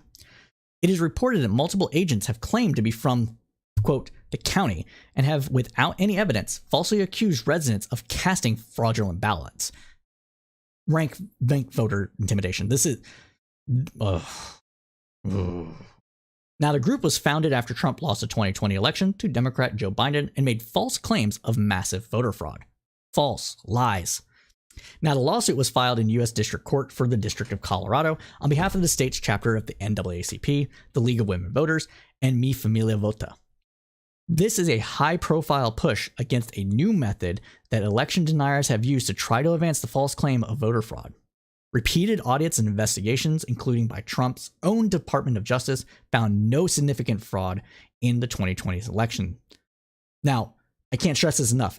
It's basically no fraud. And some of the fraud they found, like we're talking like dozens, maybe dozens of illegal votes, right? And of those, a lot of them were Republican. Just saying. Now, the Trump-backed backers lost more than 60 lawsuits trying to overturn the vote. The lawsuit relies in part on the KKK Act, a law that was passed after the Civil War to prevent white vigilantes from using violence and terror to stop black people from voting. The law has recently been cited in a lawsuit over the January 6th Capitol insurrection. Representative Benny Thompson, a Mississippi Democrat, accused Trump of conspiring with far-right extremist groups that were involved in storming the U.S. Capitol. USIP thanks Mike Lindahl, the chief executive of MyPillow and a major supporter of election deniers, in its organizing manual. USIP's leader, Sean Smith, a retired Air Force colonel who runs the group, attended a meeting that Lindahl organized on election conspiracy theories last August. Also in that meeting was Tina Peters. Tina Peters is a clerk in the Colorado's western Mesa County. She was indicted by a grand jury on Wednesday for her role in occupying confidential election data, copying confidential election data that appeared on conspiracy theory websites after the event. Last month, at a gathering of the election conspiracy theorists, during a discussion of Colorado's Democratic Secretary of State, Smith said, quote, if you're involved in election fraud, then you deserve to hang. In late November, Lindahl hired Smith to run Cause of America. In an interview on former Trump advisor Steve Bannon's podcast, Smith said the new organization would, quote, help coordinate the election integrity efforts of citizens across the country. The group says on its website that it has plans to expand to other states like Arizona, Georgia, and New Hampshire. The materials have been used by conspiracy theorists going door to door in Utah, according to the Salt Lake Tribune. Quote, it's extremely scary, said Patricia Pescat, president of NAACP chapter of Colorado, Wyoming, and Montana. If the group knocks on someone's door, she contended, you feel like a target. They know how you voted. Will you vote the next time? Probably not. And that is honestly a fair concern. History, they say history doesn't necessarily repeat, but it rhymes. And we are seeing that rhyming in real time every month, every week this year, from Russian incursions into Ukraine, voter intimidation, lies about the election, inflation, etc. We're back to the roaring 20s, everybody, but we're not dapper and flapper girls anymore. We're, I don't know, ex-emo punks on nostalgia binges or something with boomer doomers going around and trying to overturn elections. It's nuts. It's freaking nuts. All right. Let's see. Make sure I'm not missing any good comments. Nope. All right. Let's continue on. Now, the Florida state passed a voting law package. This is coming out of Florida. We're moving on to Florida now. The Florida Senate passed a voting laws package Friday that would create a police force dedicated to pursuing electoral crimes. Okay, Republicans are totally against wasting money, people, but we're going to go after the lowest amount of crime imaginable because of the integrity of elections, really to intimidate voters with power of government. Now, the chamber approved the bill on party line vote with nearly all Republicans in support. House lawmakers are considering companion legislation. DeSantis, a Republican, proposed the need for an election police unit last year, citing unspecified allegations of fraud, because there are none. The governor, who is running for re-election and considered a potential 2024 presidential calendar, I think he's going to run, and he'll win if Trump doesn't, has both praised Florida's 2020 election as smooth and said more rules are needed to prevent any wrongdoing in the future. Voter fraud is rare and generally detected.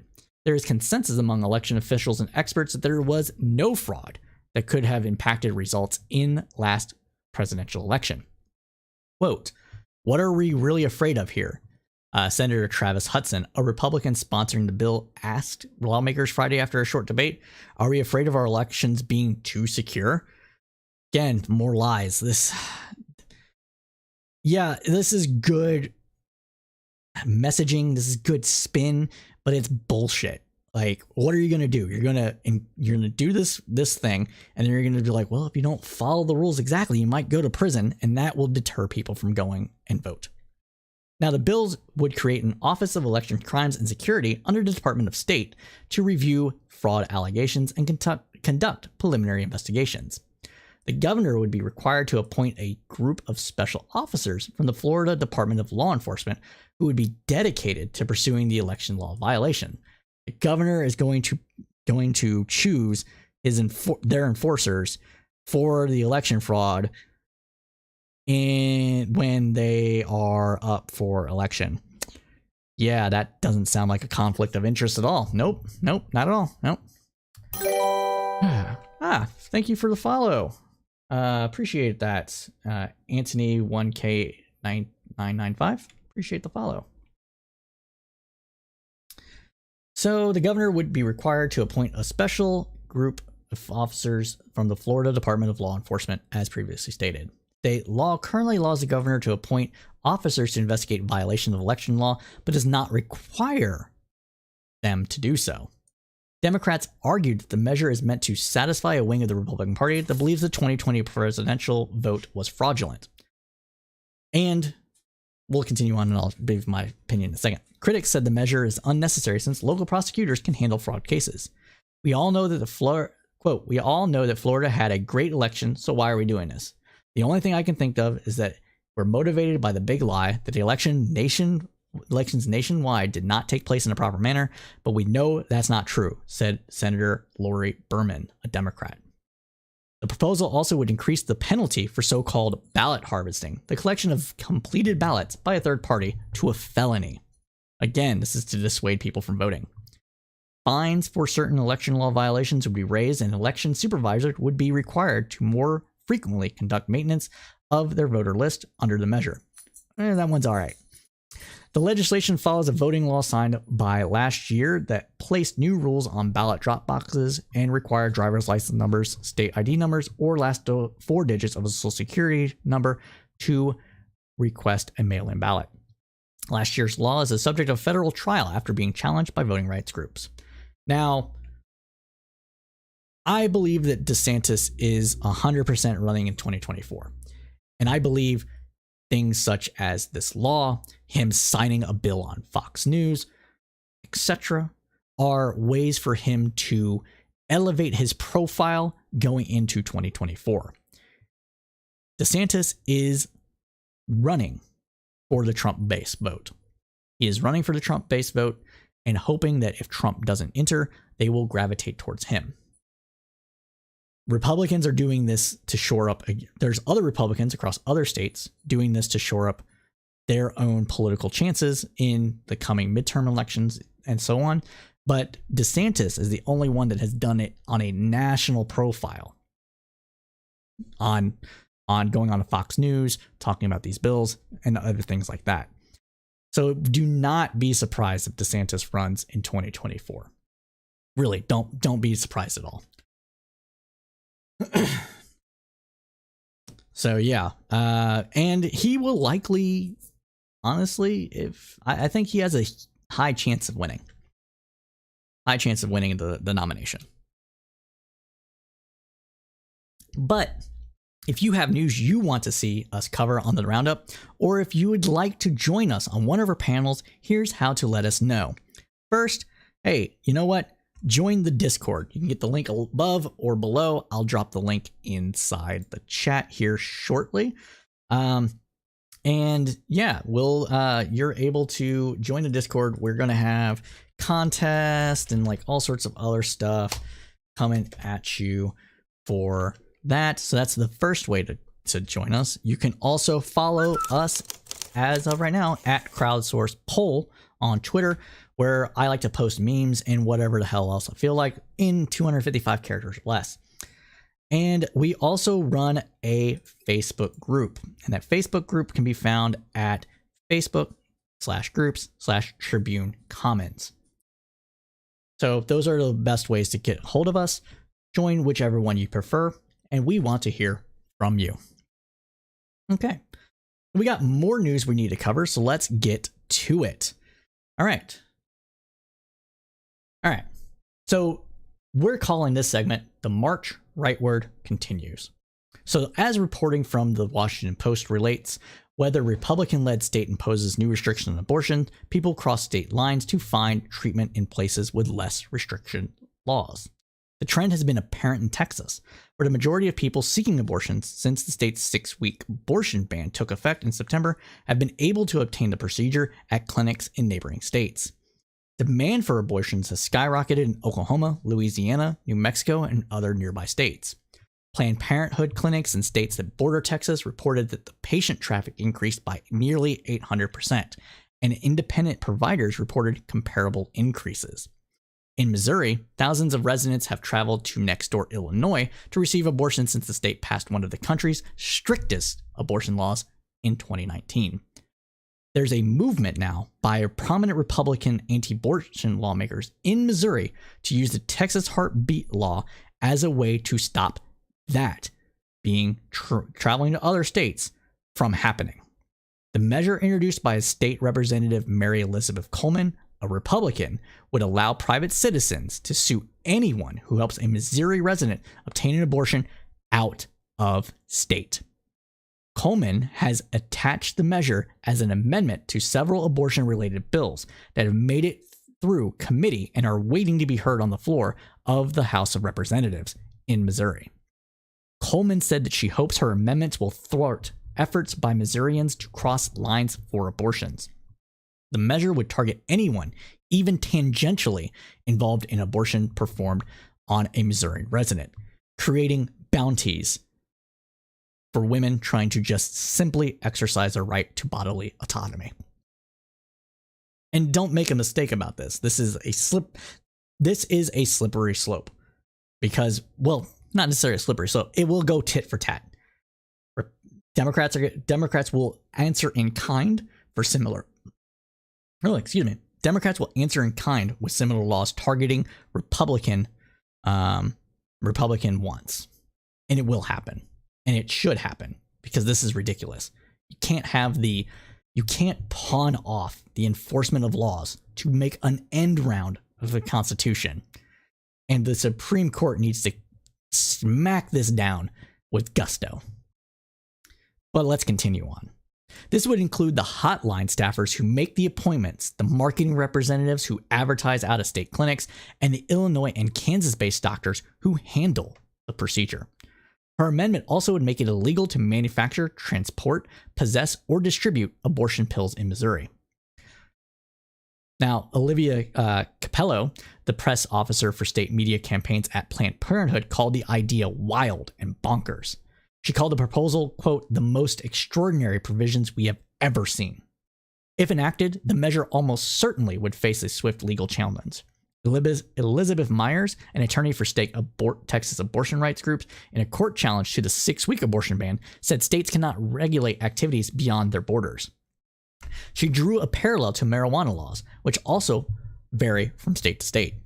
While Texas lawmakers can outlaw marijuana and punish anyone who uses a drug within its borders, she said, they have no jurisdiction over a Texas resident who uses marijuana in another state where it is legal.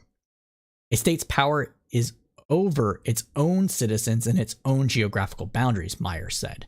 There are limits imposed by the federal constitution and federal law. This is very true. States are in a jurisdiction of themselves and their own borders. Everything she just said is exactly how it is meant to be done in the United States in the federal system. If these kind of measures are passed, then you are violating states' rights, essentially, is what you're doing. And this is kind of a similar thing that happened with the Civil War, a little bit. Because what was one of the things that the southern states wanted?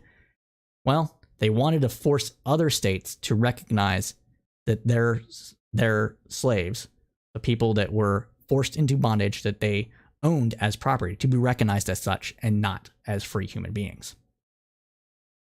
So that kind of force being done onto other people's states is what is being done here. And it's similar in nature. Now, Coleman prayed outside the clinic of the Illinois-Missouri border on the day it opened. Since then, she said she's been talking to anyone who would listen about legal strategies for decreasing the murder of Missouri women. Decreasing the number of Missouri women who seek abortions in other states. While Coleman says that she has been happy to see the sharp decline in abortions in Missouri, she says she can fully celebrate the success when so many women are obtaining the same procedure just a few miles away. Quote, it's tragic, she said, of the number of Missouri residents who get abortions in Illinois. It's very sad and heavy. Now, say what you want about, anti-abortion activists or what have you. I'm not going to talk about that. That's between you and whatever moral doctrine you follow.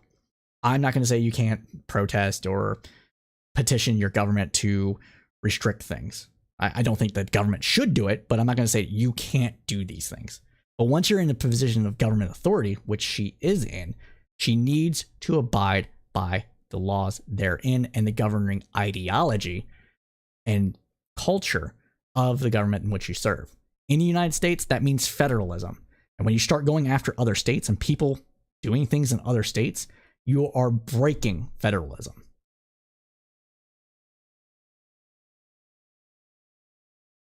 So she could help get rid of abortion in Illinois, and that would follow federalism guidelines, ideology, whatever you want to call it.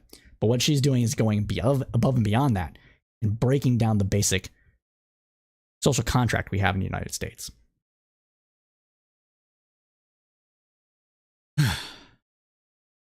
Sorry, it's got me just a little bit heated. And I really wish people would stop trying to play these fuck games with laws and constitutional rights. That includes gun rights. Play fuck games with gun rights. Remember, if you go further enough left, you get your guns back. All right. Now, let's talk about some interesting news about the oil market and some of the weird intricacies therein. So we have information that there is a weird thing happening in the oil's future market, and this is coming from reporting from NPR. Now, the oil market right now is what experts like to call tight. They're referring to the supply side of the supply-demand equation. The amount of oil being brought into the market is comparatively low or tight. Demand for oil, on the other hand, is high, and when supply struggles to meet that demand, prices go up. Basic 101 economy, supply and demand curve, right? But demand is high because the global economy has come roaring back at what we hope is the tail end of the pandemic. And energy companies are increasingly chasing oil, well, now thanks to a global natural gas shortage. Supply is comparatively low for several basic reasons. The first is the war in Ukraine has already impacted the supply of oil from Russia, which is the second largest producer of crude when measured at the wellhead. Second, OPEC Plus cartel has decided not to pump any more oil than required by its existing quota system. In other words, they reduced supply, they reduced the amount that they would pump during the pandemic, and they haven't raised it since. And we here think it's because they're trying to make up for lost revenue for the last 2 years. The third, though, is that American oil companies and the investors who fund them have stopped investing in the ability to extract more oil, what they call putting money in the ground. Instead, they've been exercising what Wall Street likes to call capital discipline, which means diverting money to shareholders in various ways and being punished when they don't. This was understandable in the midst of the pandemic when oil prices went to zero and investors got bludgeoned. I need to copy this link over here real quick.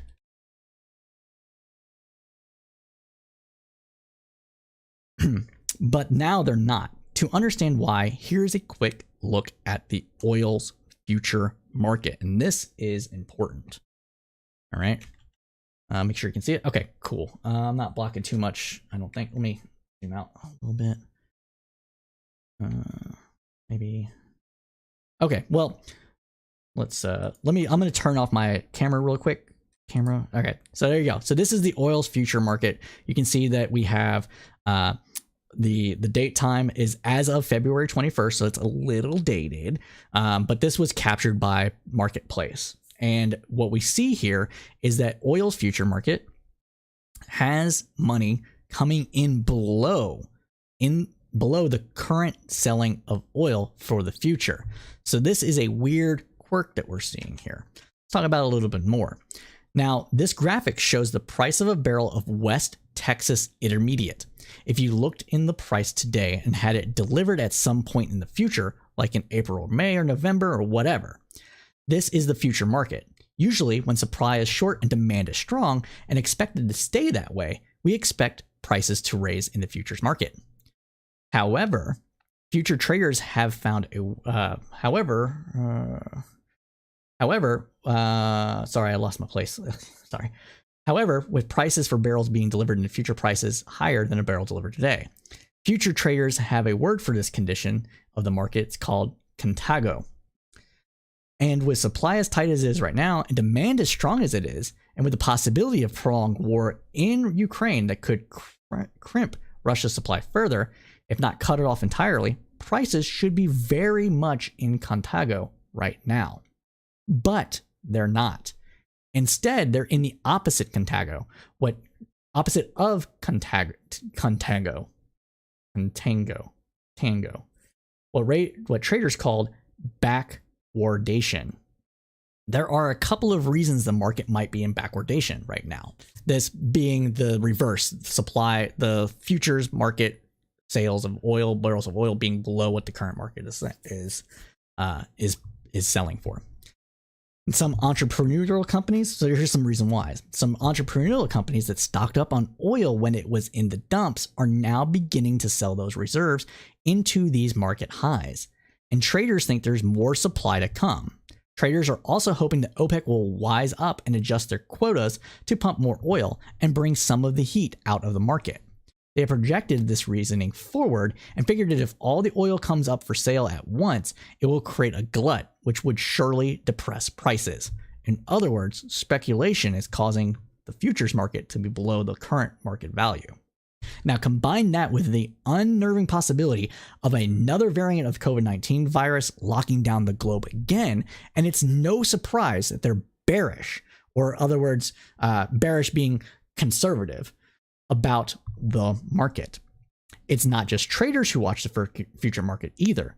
Oil companies watch the market closely too, as do investors who invest in them to determine whether it's worthwhile putting money in the ground. Those companies here aren't like Aramco in Saudi Arabia, whose rigs are sitting on an aquifer of crude and can just amp up production at the flick of a switch. To get more oil out of the ground here in the United States, companies have to build new rigs, drilling new wells, installing new extraction gears using expensive techniques. If they make the decision to drill today, they may not see a drop of oil or a cent in profit for a year. And when they see a futures market is in backwardation, with prices falling until the end of the year, they tend to be reluctant about making big capital investments that may not pay off. Before the pandemic, America was pumping 13 million barrels a day, or BPD. Today, we're seeing more than 1 million BPD off that number, so it's below 12 million barrels a day. You may say that's a good thing. Shouldn't we be weaning ourselves off of fossil fuels and transitioning to alternatives and clean energy sources? Certainly that's what the government and many investors want to do, but the goal is a long way off though. In the meantime, Americans are suffering. The government wants to keep prices down, but it doesn't have many options to do so. President Biden has tapped the strategic oil reserve for $50 million barrels in November, and that was barely noticed. And no wonder, the US guzzles that amount in less than 3 days.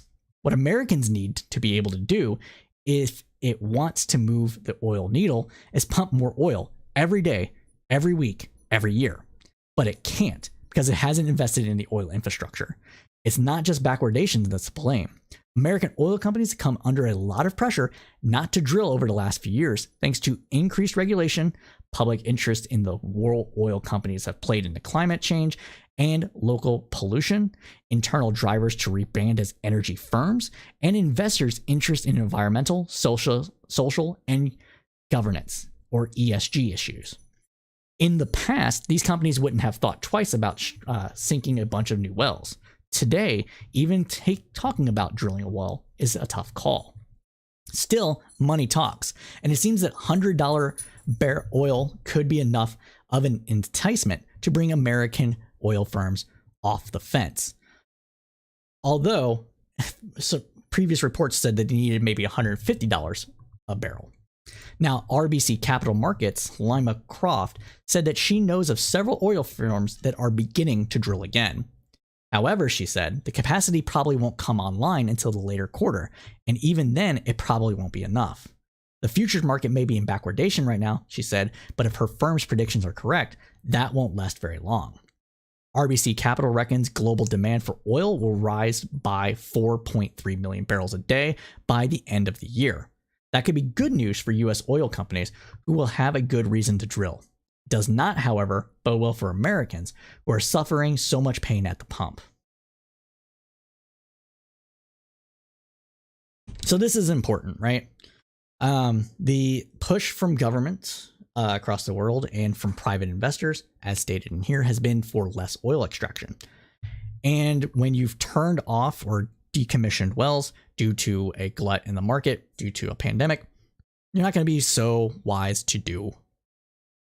So you won't be so inclined to drill for more oil, especially if it's a large investment in capital. What can the government do about that? That is the question. Some people on the left have suggested nationalizing oil companies. Others have suggested that President Biden should just call oil companies and reassure them that everything's going to be okay. I don't know what the right answer is, but I'm going to argue about it on Saturday because I will be on the Mask Off podcast, Tiberius D's great show that happens Friday, Saturday, and Sunday when he has time to do all 3 days. But this Saturday, we're going to be talking about this. So go ahead and tune in for that. I'll be co-streaming at that time. And so it will be a great talk with some great people. Hope to see you there. Now we have more weird. We have some what? So Hillary Clinton is going to run in 2024? No matter what you hear, Hillary Clinton is absolutely, positively not running for the presidency in 2024. It's a big blow for Republicans who have raised a great deal of money over the years by using the specter of Hillary Clinton's presidency. No, the 2016 Democratic presidential nominee and former Secretary of State said it with a laugh during a Morning Joe interview on Tuesday morning. But I am certainly going to be active in supporting women running for office and other candidates who I think should be reelected or elected, both women and men, Clinton said. There's a big debate going on about the future of democracy, along with talk about the economy, climate change, health, and other issues. Clinton added, I will stay active in all those debates. But people with a hard on phrasing, people that really, really want Hillary to run again in 2024 just so they can drum up the anti-Hillary bandwagon and generate a fuck ton of money off of that. Well, sorry for you. It's not happening. And you should have known it wasn't happening after she lost in 2016. I don't know why people are still in on this. Sorry. I don't know why people are still got really wanting this to happen, but it's not happening. All right. We got just about another 10 minutes left on the newscast, so let's go ahead and keep it going with some news about the U.S. economy. So let's start off. Russia's war in Ukraine is affecting every part of the global economy, and the United States is no exception. The Consumer Price Index increased 0.08% in February, bringing the year's total to 7.9 on track with economists' projections. Core inflation rose by 0.5% for the month as well. The core inflation metric includes prices of goods and services, from rent to airline tickets to furniture, but strips out food and energy prices, which tend to be volatile even when they're not rocked by geopolitical crises. The prospect of inflation peaking would have been a welcome balm to jittery markets, but with sweeping sanctions cramping Russia's energy exports, experts warn that higher, possibly much higher, prices are imminent. There is no evidence we're seeing real moderation. Price pressures are broad-based and intense, said Eric Wingrad, a senior economist at the asset management firm AllianceBernstein. The worst of it is still to come, economists warn. As Russia's invasion of Ukraine sends prices of oil and other commodities into the stratosphere, Wall Street and Main Street are looking ahead with trepidation. Quote, inflation is going to get worse before it gets better, Bill Adams, the chief economist for Comera Bank, said. Although they are not part of the core inflation calculations, food and energy are categories that worry economists as well as ordinary Americans. Now, before I talk about this, it should be noted that prior to Russia's war of aggression in Ukraine, we tapped out, we peaked on inflation in October. The month-over-month inflation. That's why you see, like, it was like 9.9% or something in October, and then you saw it come down. With the war in Ukraine, the increase in global gas prices, and other things, the prediction that I made on this show is looking to be less and less a reality as time goes on. So, what does that mean? Well, it means that persistent inflation is probably going to go on for the rest of the year based on what we're seeing now. Some things could bring that back. The Fed itself raising interest rates should help with inflation to an extent, but since a lot of the stuff that is happening in Ukraine impacts food and gas prices, don't expect that to be noticeable as I thought it would be by July, and start to be seen in March, maybe until October or December time frame, so the fourth quarter of this year. I still hope that we'll see marked reduction in inflation, noticeable marked reduction in inflation going into quarter 3 of this year, maybe halfway through quarter 2. But now that this war in Ukraine is happening and energy prices or the energy market is constrained even further, unless Biden can get OPEC on board or American gas producers suddenly flip on their switches, don't expect it to be lessening in the next month or so, as sad as it is to say. Now, energy prices have been rising since the beginning of the year, stoked by escalation concerns about Russian military buildup on the Ukrainian border.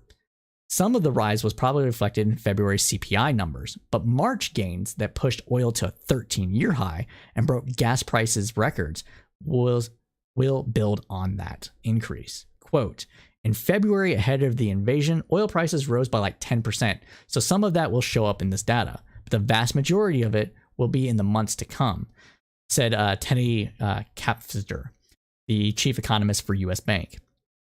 In the near term, I'd be more concerned about energy because those prices pass through a lot faster, he said. Longer term, food is going to become more of a challenge because of the amount of food that comes from this part of the world.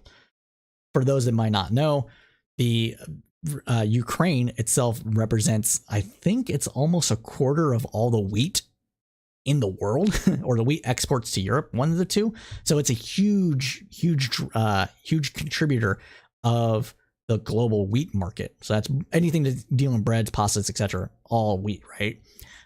Even during the USSR period, Ukraine was the bread basket of the USSR. So this is a thing that has existed in the world for a long time. And now that there's a war, expect any of those commodities that have a huge contributor for this. So with Russia oil, with Ukraine food, to see those prices go up more now.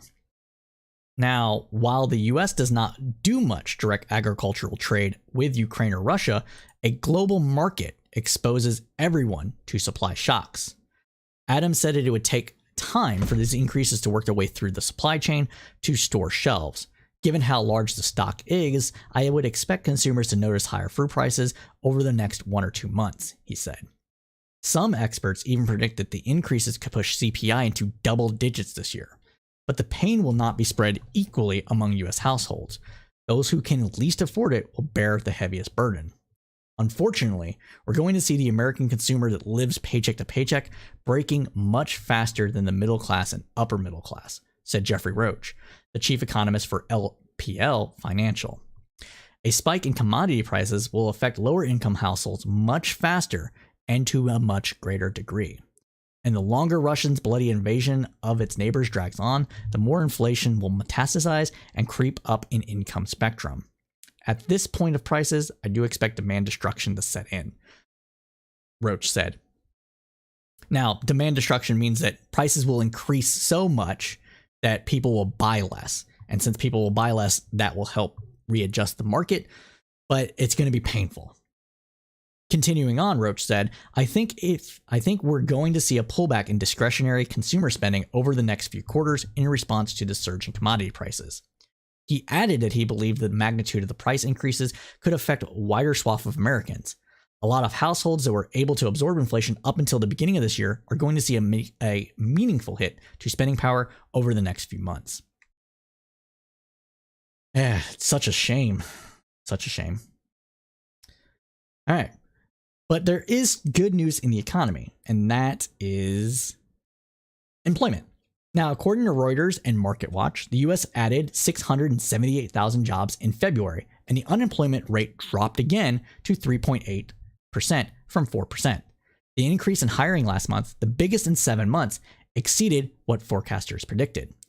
Economists polled by the Wall Street Journal had estimated 440,000 new jobs. The labor market is very tight, and it's going to stay that way for a while. Workers are taking advantage of this situation to leave their current employers in droves for better paying jobs, which is also pushing up wage price inflation.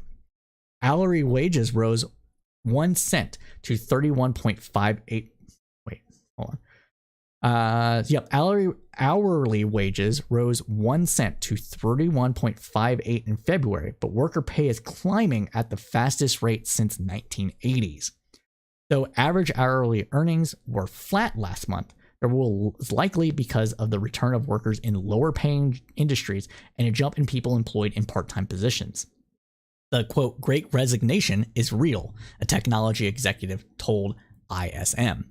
Severe labor shortages are expected well into 2022. People who got sick from the highly contagious variant have returned to work.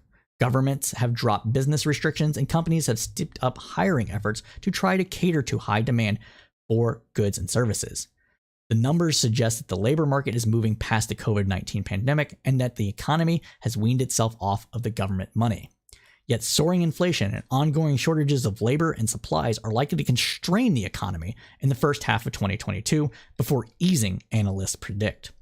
Americans are unlikely to buy as many houses, cars, and other big ticket items if prices keep rising at the rates go up. Now, it should be noted that this is good news, but a tight labor market, a tight energy market, and rising food prices, as stated earlier by the expert, can cause demand collapse. And what happens with demand collapse is a recession. Now, yours truly, based on nothing at all, so it's just a guess, but had said a while ago that we were in the works for a recession in 2022. I said this in 2014. And the reason I said this is because the cycles appeared to be 8-year cycles prior to the Great Recession. The Great Recession, due to how long it took to be pulled out of it, in my opinion, delayed the 8-year cycle until it was pulled out. The recession officially ended in 2010, but consumer spending and consumer confidence didn't return until 2014. So we had that 4 or 5 year lull gap in that, and it delayed it in this estimation until 2022. With things going as they are, the indicators for a recession are starting to creep in. But don't be too concerned until you see other things happen that can cause recessions to come into play. One of those things is a collapse of oil supply into the United States. We are not seeing that. Okay. When I say into the United States, I'm including US energy producers here. We haven't seen a collapse. We're seeing a tight energy market, but not a collapse in the supply. So if we can do things such as bring more oil producers to market, maybe get the Iran nuke deal and bring that oil to market, maybe loosen restrictions on Venezuelan oil and other places. If we see that sort of thing coming in, this will help tamp down on recession fears. Another potential is with the housing market. If the housing market runs too hot and speculation too high, people will get hosed when the demand collapses out. Right now, demand is very high. 20% of the market in many places is being bought by investors. So that's a huge amount of speculation going into the market. However, because the Federal Reserve is raising interest rates now, we could see some of that taper. And if the Federal Reserve can taper that supply, the demand for housing, not collapse it, then that should also help buttress against a recession. So while the indicators are starting to creep up, it is nothing to get freaked out over yet. We're seeing correction territory right now in the market after a huge run up from 2020 to 2022 based on people directing their discretionary income to what they were spending on services, goods and services, or spending on services such as food, what they're spending on food, leisure, hospitality, concerts, etc. While they geared those over to things such as commodities, and we're seeing that shift come back. So we're seeing that demand for services come back, and so we can see some interesting things play out there as well. We got a comment from Maybe It Isn't Me. Our oil producers are just waiting for an op to make more gains in prices. They do not care about the price or lack of gas. That is just a bargaining chip. True. For when they get their way. I think that's part of it. Again, I will be discussing this with some very intelligent people on Saturday on Tiberius D's channel and the Mask Off podcast. He's a friend of the show.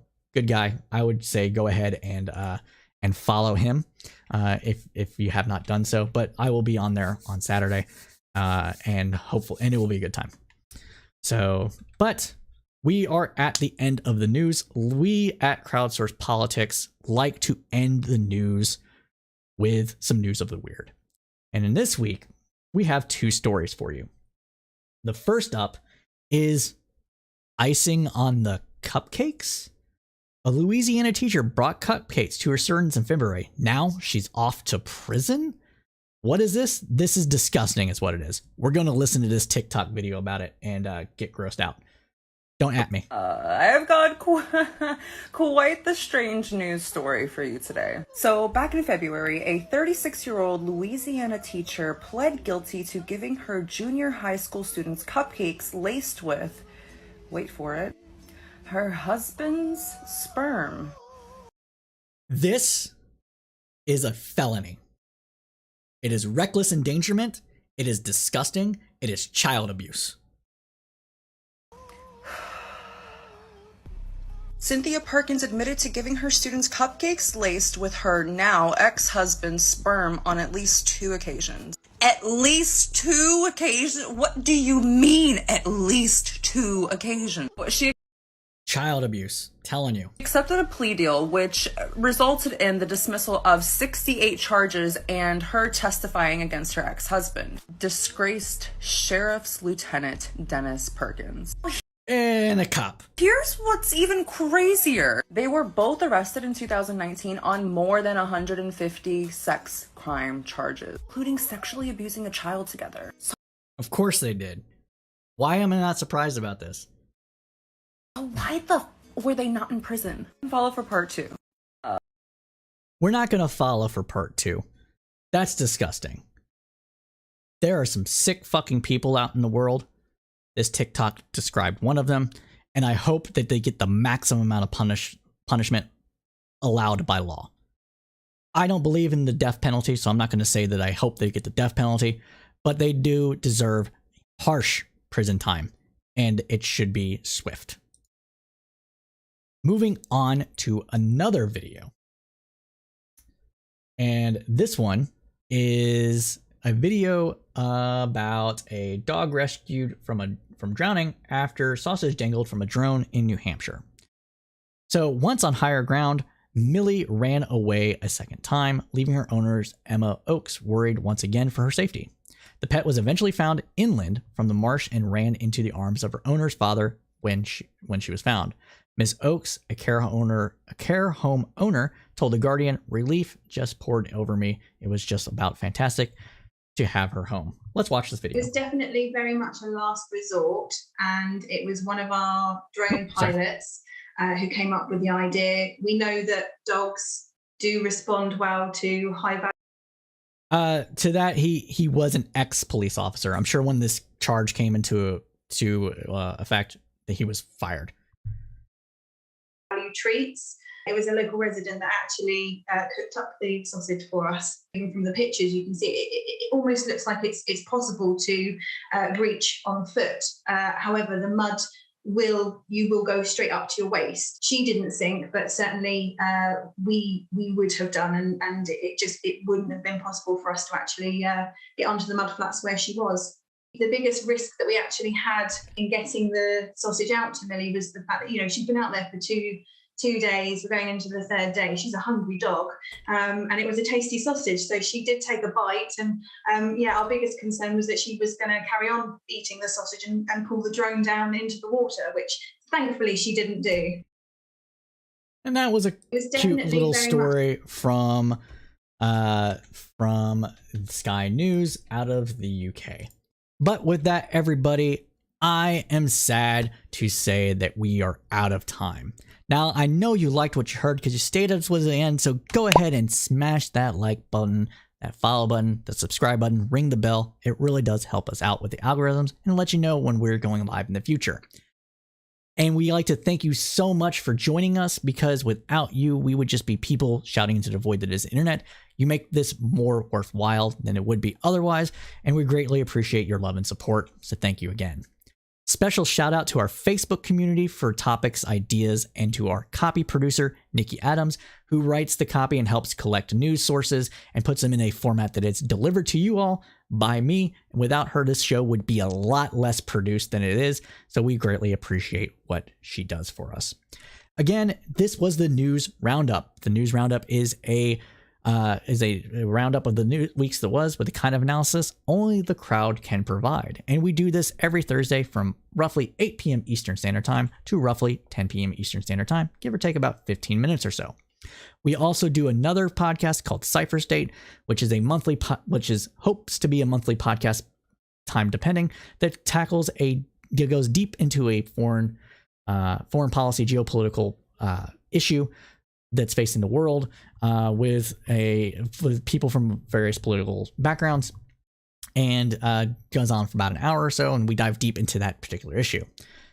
If you do Discord, please join the Discord. We are growing that community, and we hope to see you there. And stick around just for a moment while we look for someone to raid. We will be raiding. Who are we raiding today? Let's see. We're going to raid. We're going to raid Prime Kai. Prime Kai is a good streamer. He has good panels. And so we're going to raid over to him and show him some love and support. If you have the things, drop them in there, everybody.